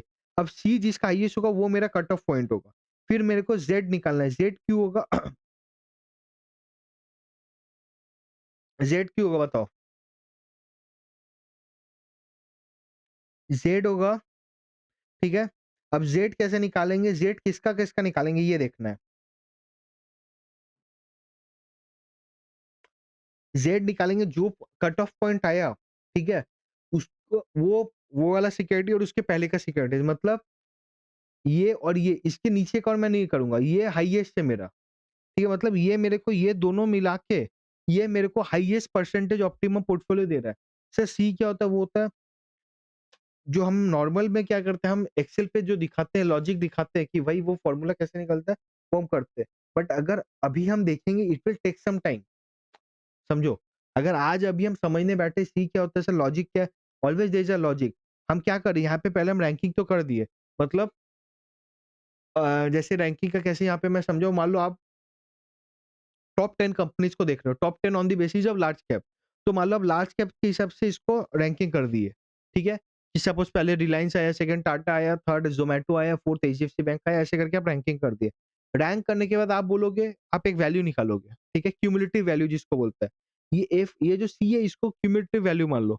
तो जो दोनों मिला के सबसे हाईएस्ट होगा वो दोनों ही मैं पकड़ूँगा। मतलब ये क्या बोलना चाह रहा है, अगर मैं ए और एफ मिलाऊँ, तो मेरा हाईएस्ट अ कैसे समझाऊँ? सी को एक बार यूटिलिटी पकड़ो, ठीक है? मेरा हाईएस्ट यूटिलिटी 2.84 होगा। अगर मैं ए और एफ को मिलाऊँ तो मेरा हाईएस्ट यूटिलिटी 2.814 होगा। बट मैं अगर ए, एफ, बी मिलाऊँ तो मेरा यूटिलिटी 2.668 होगा। समझ आया? तो आप बताओ कौन-सा लोगे? भाई मैं उतना ही पोर्टफोलियो को मिक्स करूँगा जितना मेरे को ऑप्टिमम दे, जो मेरे को मैक्सिमम रिटर्न दे। मतलब ए, एफ, अगर मैं बस ए का पोर्टफोलियो बनाऊँ, तो मेरा कमाई होगा मान लो 10%। मैं ए और एफ को दोनों को मिला के बनाऊँ तो मेरा होगा मान लो 16%। ए, एफ, बी को लेके बनाऊँ तो मेरा 14% होगा। तो मैं क्या करूँगा? ए को लूँगा या ए, एफ, बी को लूँगा? ए, एफ को ही लूँगा बस। But A, F, B, D फिर हम क्यों नहीं जा रहे? हम इसलिए नहीं जा रहे क्योंकि डी लेने के लिए मेरे को बी भी लेना पड़ेगा, ऐसा नहीं मैं स्किप कर जाऊँगा, बराबर? तो मैं पहले सी से मेरे को सी से क्या निकालना है, सी कट ऑफ पॉइंट से मेरे को ये समझ में आ जाएगा, भाई कौन से सिक्योरिटी को लेना है, ठीक है? तो first part of the answer is कि मेरे को कौन सा सिक्योरिटी लेना है। That will help me to get from the C, ठीक है? फिर हमें निकालना रहेगा Z to know the weightage. Z कैसे निकलेगा? ये बीटा और इसका ये multiplied by Treynor ratio minus by C. तो ऐसे करके मेरा वेटेज करना है। वेट क्या होगा? ज़ेड जो आया ये दोनों का मतलब Z of the security plus the summation of Z, ठीक है? करके हम निकालेंगे मतलब एक्स का 50.41 एंड एफ का 49.59। एक्स का 50.41, वाई का एफ का 49.59। समझ आया? आया ना? समझ आया ना? हाँ। अभी दो देयर आर 2 थिंग्स। सर ये फॉर्मूला में ना हमें एक चीज़ क्लैरिटी नहीं मिला। द क्लैरिटी सर हमें इसका लॉजिक बहुत अच्छे से समझ नहीं आया। आई एग्री ये लॉजिक समझ नहीं आएगा unless I give you the statistical a, interpretation, तब तक समझ नहीं आएगा। बट सर हमें सी का तो मतलब समझ आया, जेड का मतलब समझ आया। एक ओवरऑल समझ में आया सी इज़ नथिंग बट माई, आप उसको पकड़ के चलो एक्सपेक्टेड रिटर्न रैंकिंग के वाइज़ पे।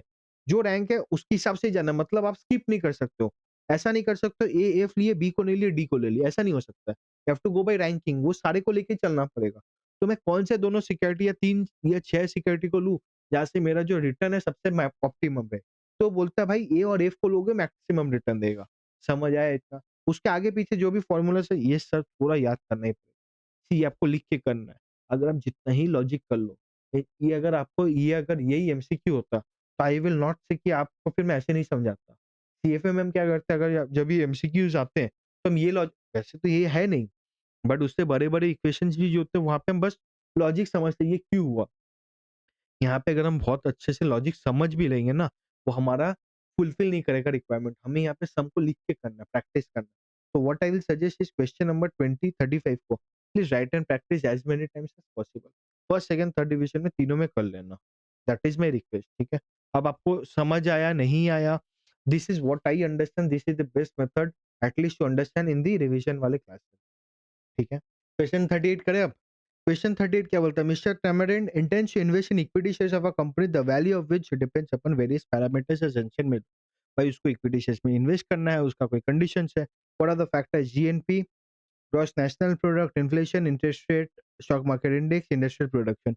अब ये मेरे को बताओ ये एपीटी मॉडल है या नहीं? मल्टी फैक्टर मॉडल है कि नहीं? बराबर है। बीटा क्या बोलता है? 1.2, 1.75, 1.3, 1. नाउ जो मैंने आपको क्वेश्चन पूछा था जीडीपी वाला सरप्राइज एलिमेंट, वो यहाँ पे आ गया, ठीक है? बीटा बोला, एक्सपेक्टेड वैल्यू बोला, एक्चुअल वैल्यू बोला। अब मेरे को बताओगे आप, क्या बताओगे? क्वेश्चन क्या बोलता है? अगर the risk free rate of interest is 9.25%, ये कब का बात बोल रहे हो? जब तो आई गेस इट्स अराउंड 2011-12, 2011-12 में ये रिस्क फ्री रेट हुआ करता था या इंडिया का, ठीक है? नहीं, उसके पहले आई गेस जब आपका 8 पॉइंट समथिंग कुछ था, ठीक है? दैट इज अराउंड मतलब pre pre Modi ji, pre Modi era, ठीक है? हाउ मच इज द तब हम भी बहुत बच्चे थे। How much is the return of the share under arbitrage pricing theory? अगर तो सोचो 9.25 से आज कितना हो गया 5, ठीक है? अपना अभी बीच में कोविड में थोड़ा बढ़ा था बट 5 हो गया। तो सोचो क्या हालत है, ठीक है? So there is obviously we have uh, good opportunities to invest, but again the risk free rate it's good only, मतलब per se it's good for the economy as a whole। अगर हम फाइनेंस वाले मैंने from a finance guy we say it's good, ठीक है? तो हमें क्या बोला भाई एपीटी प्राइसिंग थ्योरी है, उसमें मेरे को आरएफ दिया हुआ है, मेरे को बीटा दिया हुआ है, ये करा हुआ है, मेरे को रिटर्न निकालना है। अब यहाँ पे मेरे को समझाओ, ग्रॉस नेशनल प्रोडक्ट मेरा एक्सपेक्टेड वैल्यू था 7.70, एक्चुअल आया 7.7। तो ये क्या कोई चेंज या कोई सरप्राइज एलिमेंट है? नहीं। तो इसका कोई फैक्टर, इसका कोई इफेक्ट आएगा क्या? हम जब एपीटी में करते हैं, जो मेरा जो रिटर्न प्रीमियम निकालते हैं या रिस्क प्रीमियम निकालते हैं, basically the risk premium that we calculate on the basis of the surprise element. भाई कितना सरप्राइज है? बिकॉज़ हमने जब अगर हम सोचते हैं कि भाई जीडीपी जैसे मार्केट रिस्क प्रीमियम निकालते हैं, हम तो ये नहीं बोलते मार्केट हमें 15% देगा तो हमें 15 नहीं मिलेगा। भाई आप उसपे जो रिस्क लगा जब आप इकोनॉमी में लगा रहे हो, तब तो आपको पता ही है ऑलरेडी भाई आज जीडीपी ये चल रही है। आप क्या बोलते हो एक एक्सपेक्टेड आप ये सोच रहे हो एनुअल उम, एक्चुअल वो आएगा, तो उसका जो सरप्राइज़ है वो आपके पोर्टफोलियो में इफ़ेक्ट करेगा, बराबर? तो बोलता है भाई एक्सपेक्टेड था 7.7 एक्चुअल आया 7.7 तो क्या कोई इफ़ेक्ट करेगा? नहीं। इन्फ्लेशन में आपका एक्सपेक्टेड था 5.5 बट एक्चुअल आया 7 now this surprise element is it a bad for my portfolio और right good for my portfolio?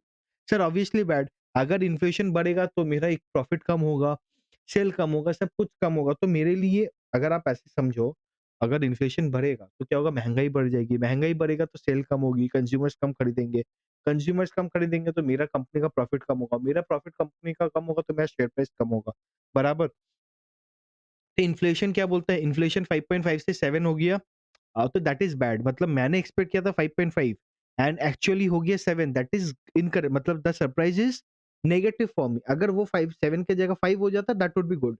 Interest rate क्या बोलता है 7.75 और वो 1.2 7.75 9 हो गया। That is again bad for me क्योंकि इंटरेस्ट रेट बढ़ गया, ठीक है? शॉक क्योंकि तब मेरा क्या हो गया बोरोइंग कैपेसिटी का दिक्कत हो जाएगा। मैं आज अगर मार्केट में लोन लेने जाता मेरे को पता था 7.75 में मिलेगा, बट अब क्या हो गया अब 9% हो गया मतलब महँगा हो गया वो। अगेन लॉजिकल अगर इन्फ्लेशन बढ़ा होगा तो इंटरेस्ट रेट भी बढ़ा होगा। इंस्टीट्यूट अगर ये करते इन्फ्लेशन बढ़ाते इंटरेस्ट रेट कम होता तो इंस्टीट्यूट का जो क्वेश्चन सेटर है वहाँ पे एक प्रॉब्लम था, बराबर? स्टॉक मार्केट इंडेक्स 10 परसेंट मेरा एक्सपेक्टेड था 12% हो गया। Again that is good for me कि मार्केट का रिटर्न ज़्यादा है। इंडस्ट्रियल प्रोडक्शन 7 मैंने सोचा था actually 7.5 now that is good और bad tell me? That is obviously good क्यों सर? भाई मैंने सोचा था कि इतना प्रोडक्शन उससे ज़्यादा हुआ मतलब there is a demand for it बराबर? तो मेरे को निकालना है क्या है ग्रॉस नेशनल प्रोडक्ट मेरे को दिया हुआ है। सबको पहले मैं सब फैक्टर्स का एक्चुअल और एक्सपेक्टेड का डिफरेंस निकालूँगा। उससे मल्टीप्लाई करूँगा बीटा, ठीक है? प्लस मैं रिस्क फ्री रेट निकालूँगा तो मेरा 17.41 आ गया। मतलब यहाँ पे क्या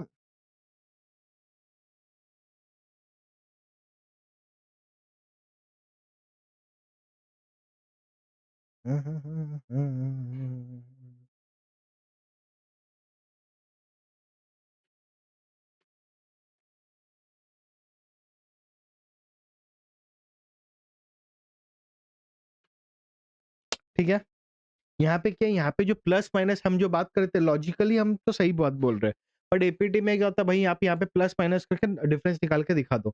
बट एक्चुअली ये केस नहीं होता भाई मेरे लिए सरप्राइज़ एलिमेंट का क्या नेगेटिव है, पॉजिटिव वो हमें चेक करना पड़ता है। इंस्टीट्यूट ने नहीं किया तो हम भी नहीं करेंगे। बट आप भी समझो ना लॉजिकल नहीं है ना। अगर वो सरप्राइज़ एलिमेंट का मेरे ऊपर डिसएडवांटेज है तो मैं उसको वो चेक करूँगा। पॉजिटिव है तो मैं वो चेक करूँगा। जो भी है एब्सोल्यूट टर्म्स पे एपीटी क्या बोलता है भाई difference into the beta plus उसका summation plus the risk free rate, ठीक है? तो मेरा डिफरेंस आया 1.5 इंटू 0.75 ऐसे करके। क्वेश्चन नंबर 30 इसलिए देख लेना। Now let's go to question number 39 the total market value of the equity shares of QRE ORE company is 60 lakh, ठीक है? उसका मार्केट वैल्यू ये है।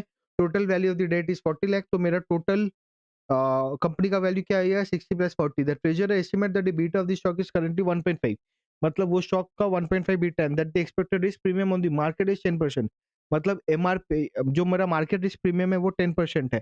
ट्रेजरी बिल मेरे को बोला 8% दिया हुआ है तो मेरे को आरएफ दिया हुआ है, मार्केट रिस्क प्रीमियम दिया हुआ है, बीटा दिया हुआ है।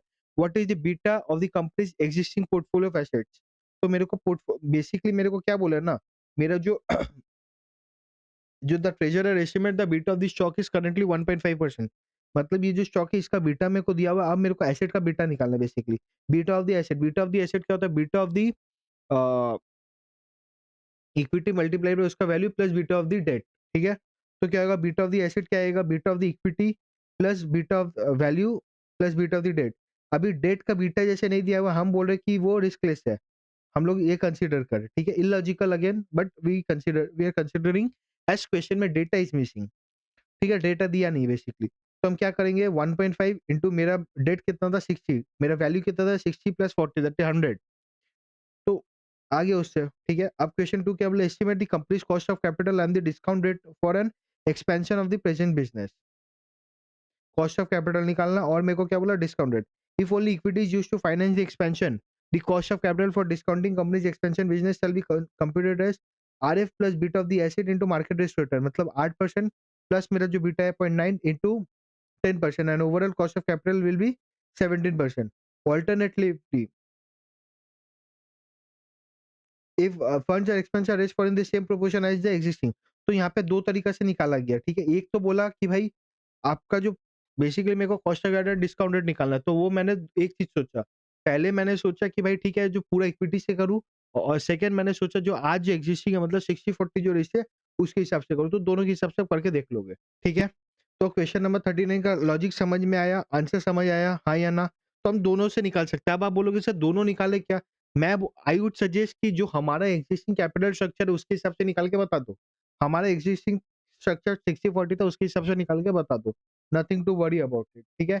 अब सीधा question number C question number 42 तक इंस्टीट्यूट का था, इतना आप देख लोगे, ठीक है? उसके बाद जो भी है ये सिमिलर क्वेश्चन है, ये आरटीपी, एमटीपी वाले क्वेश्चंस है। हम सीधा आएँगे क्वेश्चन नंबर 60 में। सर बीच के questions everything is similar to some of the ICI questions जो हमने कवर किया है।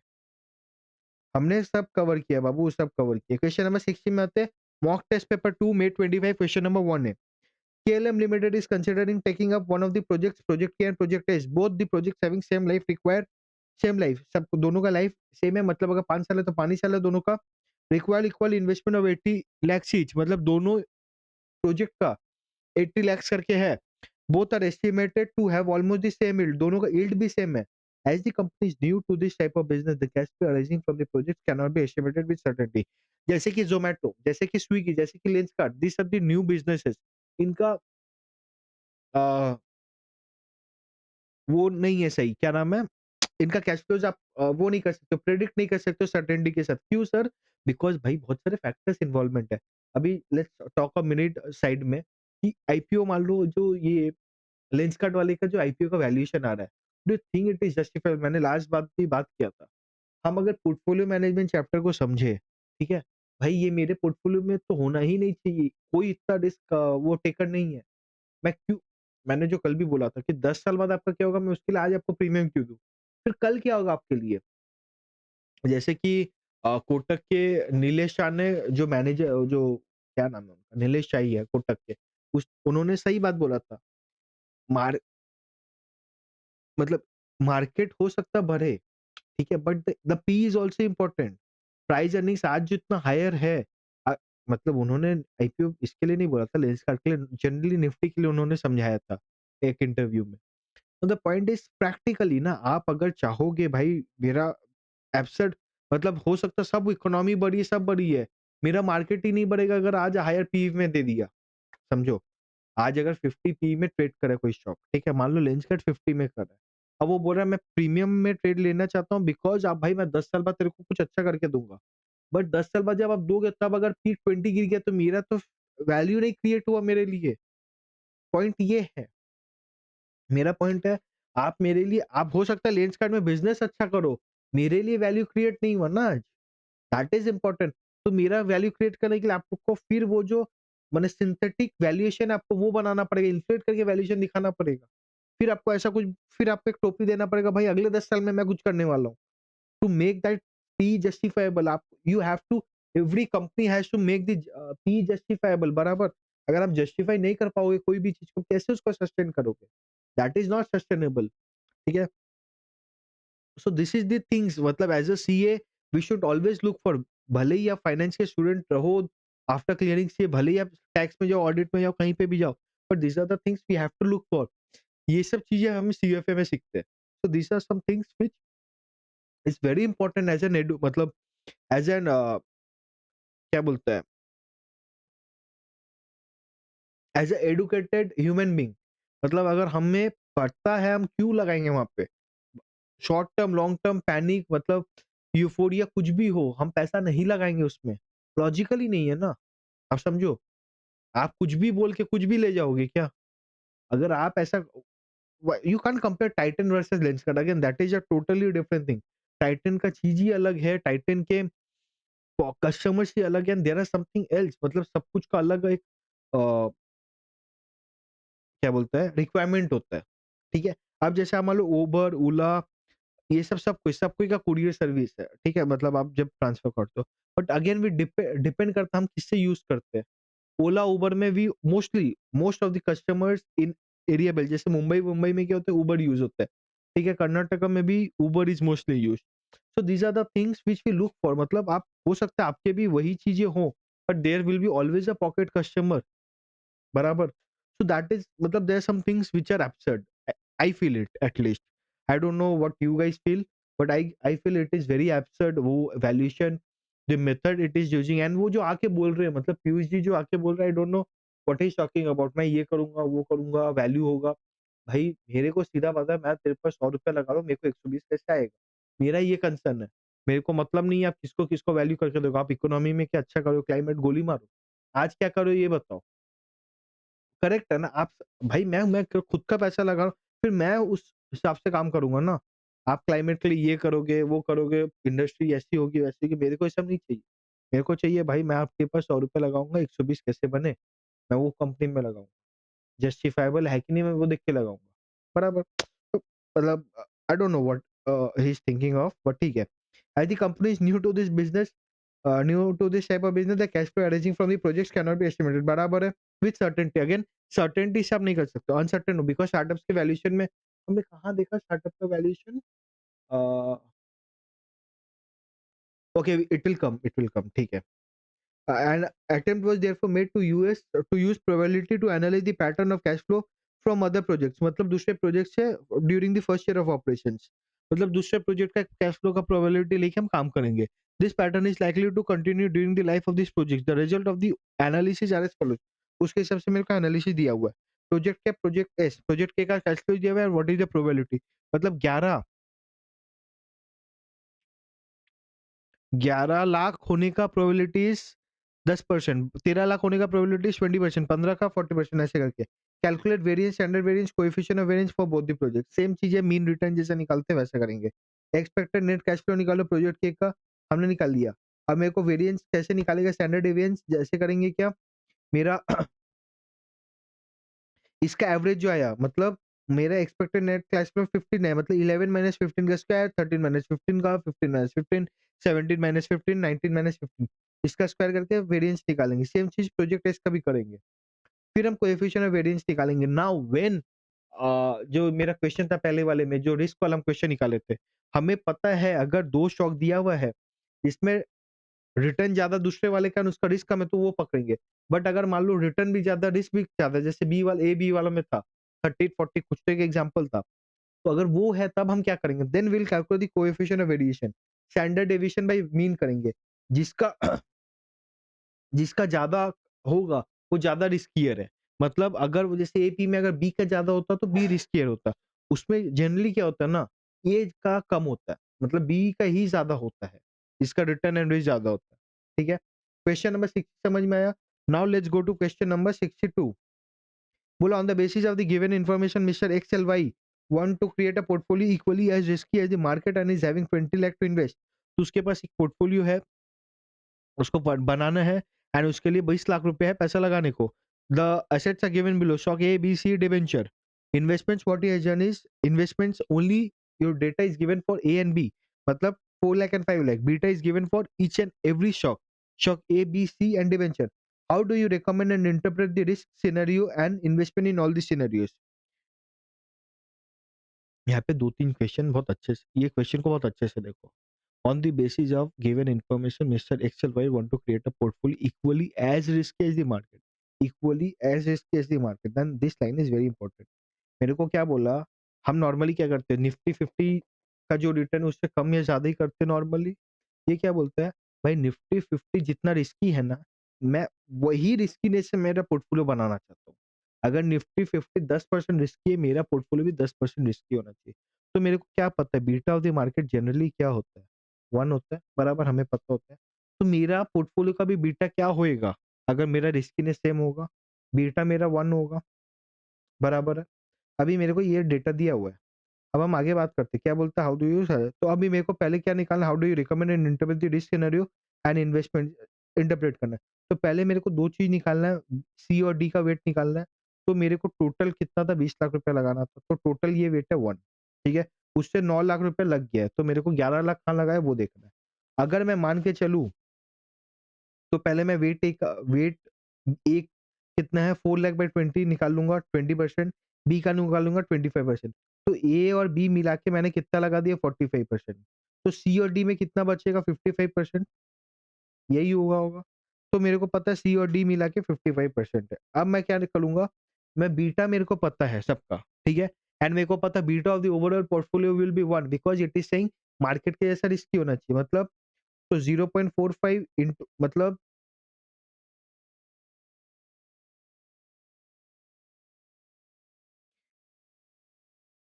इसको इंटू 0.45 इसको इंटू 0.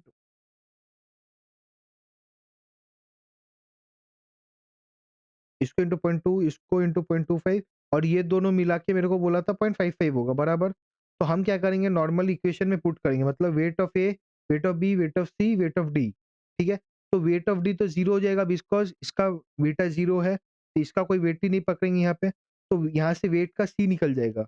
सी का वेट कितना बोला 36.56 तो मेरा weight of C plus weight of D था 55 इसमें से वेट ऑफ सी मेरे को बोला 0.3656 तो यहाँ से मैं वेट डी निकाल सकूंगा ना 0.55 माइनस 0.3656 उससे मैं वेट सी और डी निकालूंगा इससे मैं वेट सी और डी का इन्वेस्टमेंट निकाल दूंगा वेट मैंने स्टॉक सी और स्टॉक डी का कितना निकालिए तो बोलता 10 the amount to invested in stock C and in debenture ये बोला गया ठीक है तो मेरे को क्वेश्चन क्या बोला था how do you recommend and interpret the risk scenario in investment in all the investment तो मैंने बोल दिया बस हो गया काम खत्म ठीक है क्वेश्चन नंबर 64 ये क्या बोलता है following is the data regarding 3 security 3 security का डेटा दिया हुआ है मार्केट रिस्क दिया हुआ है market risk is 1.2 market risk return दिया हुआ है रिस्क फ्री रेट दिया हुआ है advice which of the above stocks are under और ओवर और अंडर ओवर वैल्यूड हमें क्या पता है हम सिक्योरिटी वैल्यूएशन वाले चैप्टर में भी सीखेंगे बट हमें क्या पता है कि भाई सीएपीएम मेरे को निकाल के देते हैं एक्सपेक्टेड रिटर्न एपीटी निकाल के देते हैं एक्सपेक्टेड रिटर्न बराबर अगर मान लो अगर मान लो मेरा एक्सपेक्टेड रिटर्न है 21% एंड एक्चुअल रिटर्न मेरे को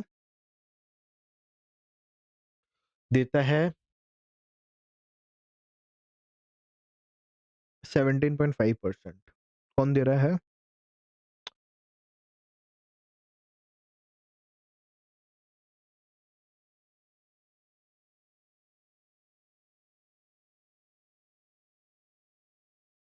जुबलियन फूड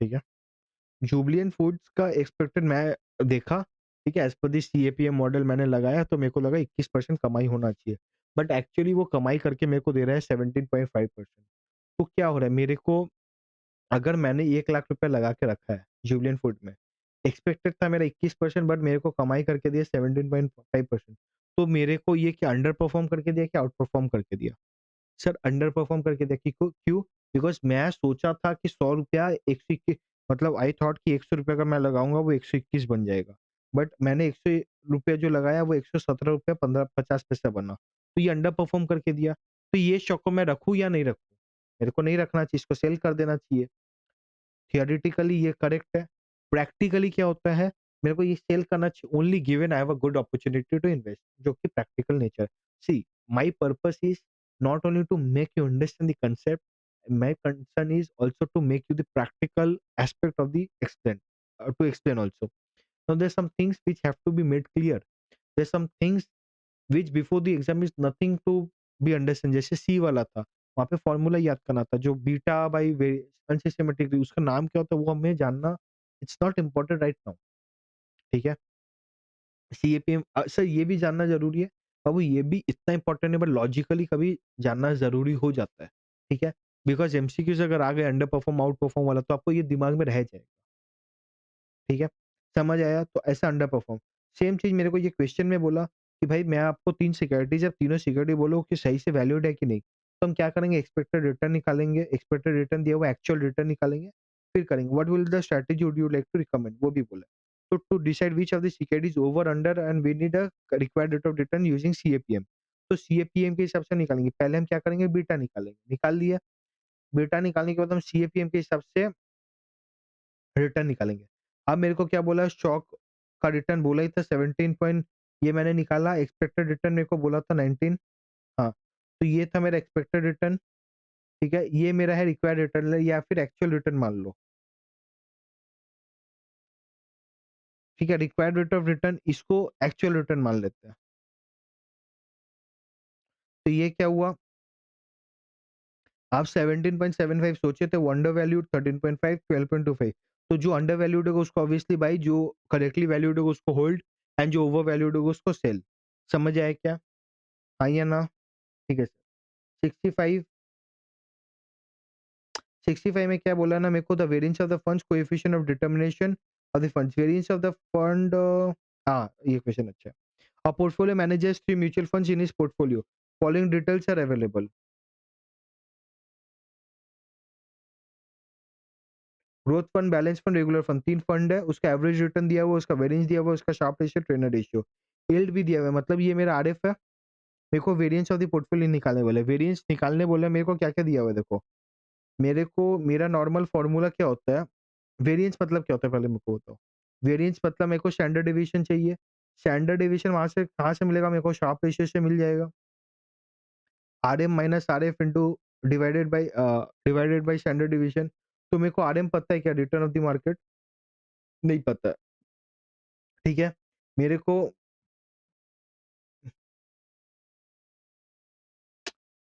आरएफ पता है क्या? हाँ सर पता है 9%।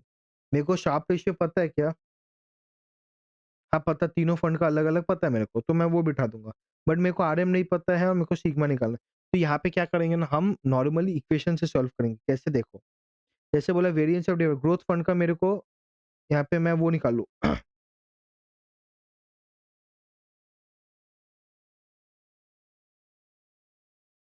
Average return RM minus RF, ठीक है? तो ये निकाल लिया हमने।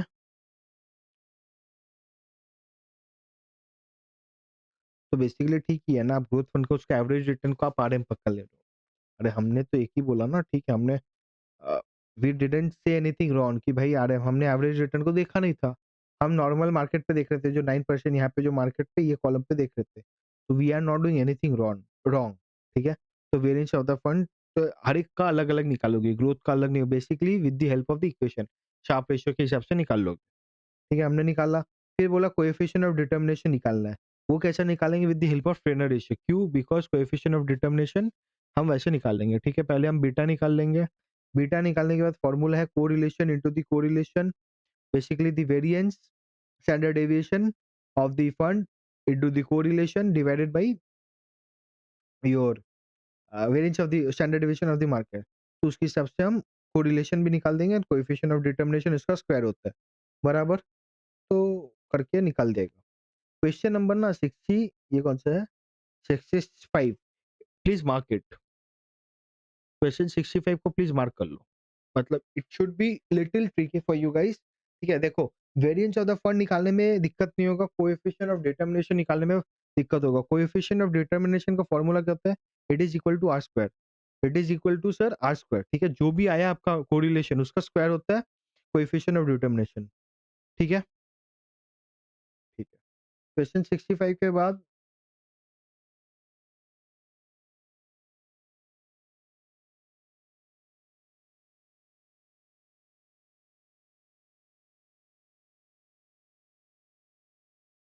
Question 68, एशियर potential has made investment, दो दो फंड में लगाया, जेनसन अल्फा दिया हुआ है, ट्रेनर रेशियो दिया हुआ है, एक्चुअल रिटर्न दिया हुआ है, रिस्क प्रीमियम दिया हुआ है, ठीक है? ग्रोथ का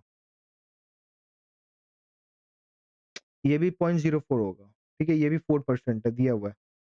क्वेश्चन मिसिंग है, बट ठीक है, मेरे को बीटा निकालना है। बीटा मैं निकालूंगा ट्रेनर रेशियो के हेल्प से, ठीक है? ट्रेनर रेशियो क्या बोलता है?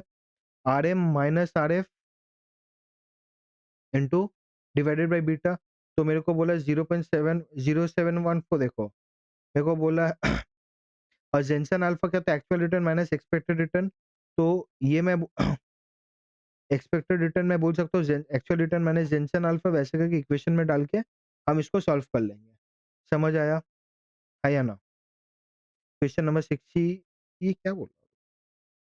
हाँ, तो मेरे को बीटा निकालना बोलता है, रिस्क फ्री रेट और एसएमएल। एसएमएल हमें पता ही, कैरेक्टरिस्टिक लेंगे alpha plus beta into the variance of the return of the market, ठीक है? तो वैसे करके हम निकाल देंगे। क्वेश्चन ईज़ी है, नॉट टू हार्ड, ठीक है? क्वेश्चन 68 बहुत ज़्यादा हार्ड नहीं है, बट अगेन लॉजिकल है। I don't think it will have some issues, ठीक है। तो पोर्टफोलियो में I don't think you will have any issues other than this, मतलब questions mostly it is same.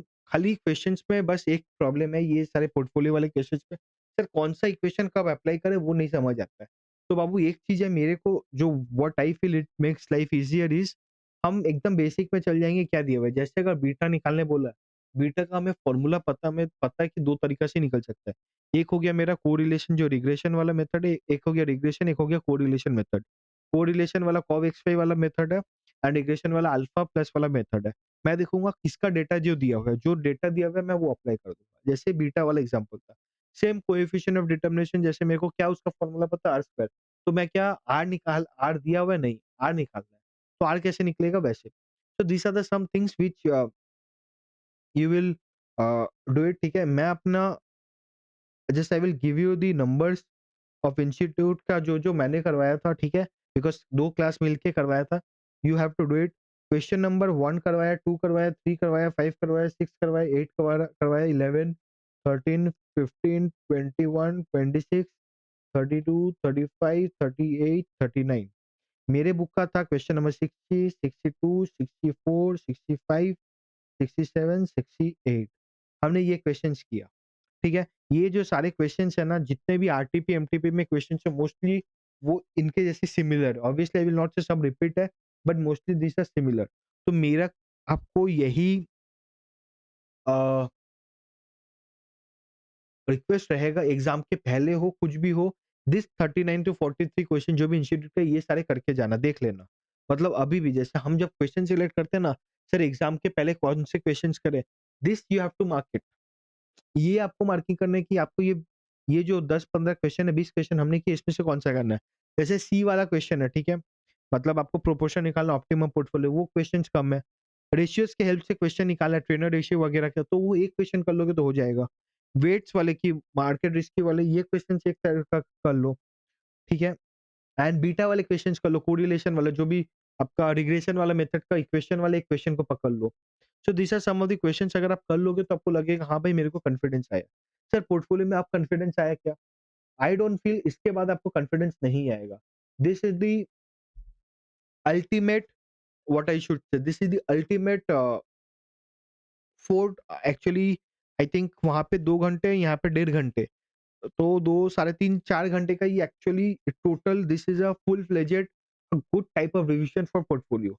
इतना कर लोगे, आई कैन गारंटी यू इसके बाद कोई डाउट नहीं होगा पोर्टफोलियो में, दिस इज़ माय गारंटी। आपको होना ही नहीं चाहिए। अगर फिर भी आपको डाउट है तो you know always where to reach out to me, ठीक है? Also what I will do is I will give you my number, ठीक है? 9321357556। सर बट मैं नंबर आपको क्यों दे रहा हूँ? Not for doubts, because doubts तो आप टेलीग्राम में पूछ ही लोगे। बट सर एग्ज़ाम टाइम में क्या होता है ना, हमें कोई मेंटर चाहिए होता है। There is not always everyone जिसके पास फ्रेंड्स हो who can help them. Because सबका ऑब्वियसली अगर मैं और मेरा फ्रेंड दोनों जन एग्ज़ाम दे रहे हैं, तो दोनों के हर एक के टाइमिंग्स अलग है, दोनों के हर एक के मूड्स अलग है, पैनिक्स अलग है, नहीं होता टाइम। आप, इट्स नॉट अबाउट जेलसी और समथिंग एल्स, इट्स अबाउट कि टाइमिंग मैच नहीं करता है। तो तब सर किसके पास जाए, because always you can't go to your family also, because वो भी मतलब उनको भी प्रॉब्लम हो जाएगा, बराबर उनको भी घबराहट होगा कि भाई मेरा बच्चा का प्रॉब्लम हो रहा है। तो this is the time you should look for some mentors, and I am there to help you. अगर आपको कोई भी डाउट होता है, सर मेरे को ये समझ नहीं आ रहा है, मेरे को आई नीड हेल्प, कुछ भी आपको बोलना है मेरे साथ, कुछ भी डिस्कस करना है, this is the number you can directly message me, just give me a message before calling me, ठीक है? I will tell you the time, और हम अगर बहुत इंपॉर्टेंट होगा हम तभी बात कर लेंगे। मेरा कंसर्न यही है कि बस अननेसेसरी जो भी अननेसेसरी जो भी नॉइज़ है, वो आपको इफेक्ट नहीं करे आपके एग्ज़ाम में। प्रिपरेशन स्ट्रैटेजी जो भी है that is given in the YouTube, ठीक है? आपका मान लो 3 मंथ्स का स्ट्रैटेजी हो, एएफएम के बारे में हो, एएफएम का थ्योरी दिया हुआ है, everything is given in YouTube, ठीक है? वहाँ से देखो, plus I will give more videos ऐसे भी फास्ट ट्रैक में तो we are doing these things. But other than AFM कोई भी अगर आपको डाउट है, आपको प्रॉब्लम है पर्सनली कुछ भी है, सर एग्ज़ाम का मैं क्या करूँ, नहीं करूँ? Everything I will help you, just give me a message और कॉल। बट अगर आपको अगर नॉर्मल आप कर रहे हो तो डोंट डू इट, ठीक है? आपका वेस्ट होगा time. But if you are in a panic mode, आपको कुछ कुछ समझ नहीं आ रहा है, सर मेरे को, बिकॉज़ ये मेरे साथ हुआ है। मेरे साथ क्या हुआ था जब मैं इंटर का एग्ज़ाम दे रहा था, सो आफ्टर माय क्लासेस, ठीक है, सब कुछ करने के बाद सो आई सेट फॉर रिवाइजिंग, ठीक है? तो रिवीजन में जब मैं बैठा तो पहला पेपर लिया था अकाउंट्स, ठीक है? And accounts paper I don't know what happened when I was studying for the first chapter, मेरे को कुछ नहीं समझ आ रहा था। I was like totally blank, every notes were written, everything was written, but मेरे को एक वर्ड उसके नहीं समझ आ रहे थे। मेरे को लग रहा था भाई मैंने लैटिन समझ रहा हूँ। मतलब कुछ नहीं आ रहा था। प्लस माइनस भी मैं भूल गया था तब। So what I did is, मतलब I was crying literally like hell, क्योंकि मेरा आई थिंक नवंबर में एग्ज़ाम था तो 2 महीने, अक्टूबर, सितंबर, अगस्त, हाँ, अगस्त टाइम पे कुछ हुआ था, ठीक है? तो जुलाई पे क्लासेस खत्म हुए थे, अगस्त पे एग्ज़ाम्स थे, ठीक है? नहीं सॉरी, अगस्त टाइम पे कुछ हुआ था, ठीक है? I was totally in a panic mode, भाई मैं अब क्या करूँ, क्या करूँ? So I went to my dad कि भाई नहीं हो रहा है मेरे से, मैं सोच रहा हूँ इस अटेम्प्ट को स्किप कर दूँ क्या? व्हाट ही सजेस्टेड मी कि हम 2 दि 1 दिन तो पूरा मूवी देखे, ठीक है? उस दिन गए हम लोग दोनों मूवी देखे। अगले दिन मैंने पूरा घूमा, ठीक है? I was moving around with him. Then the next day I started studying. तो क्या हुआ ना, वो जो मेरे को जो मेंटल सपोर्ट मिला, इट हेल्प्ड मी। उसके बाद मेरे को वो चैप्टर भले ही ईज़ी लगा, बट वो जो मेरा जो एक नॉइज़ था कि भाई मेरा exam, because again CPT was like flow में निकल गया। 12 पास करके आते हैं, हमें सब पता होता है, हम निकल जाते हैं। बट उसके बाद हमारा 1 साल का गैप होता है, 9 महीने का एक्चुअली गैप होता है। एंड स क्लास 12 तक तो क्या होता है, हम हर दिन स्कूल जाते हैं, सब कुछ रहता है। तो there is a systematic way. इंटर-विंटर में क्या होता है, हमारे पास कोई सिस्टमैटिक वे नहीं होता, ठीक है? वी रोम अराउंड, क्लासेस करते हैं, टाइमिंग, मतलब there are lot of factors, बराबर? तो दैट हेल्प्ड मी एक्चुअली। वहाँ से क्या हुआ, मेरे को एक मोटिवेशन मिला, मेरे को लगा हाँ, मैं कर पाऊँगा, मेरा माइंड थोड़ा फ्रेश हुआ। My dad was there for me, so I could help it out, मतलब मैं निकल सका। बट अगर आपके पास नहीं है कोई, मेंटर आपको चाहिए, you can call me and then we can discuss, and फिर उसके बाद हम आगे बढ़ सकते हैं। जस्ट उतना 5 मिनट का discussion, I think it will help you guys. ठीक है? ठीक है, आज के लिए इतना ही रखेंगे। मिलते हैं नेक्स्ट वीडियो में। तब तक के लिए एन्जॉय करें एंड क्यूरियस रहें, because curiosity will help you discover interest and grow in your life.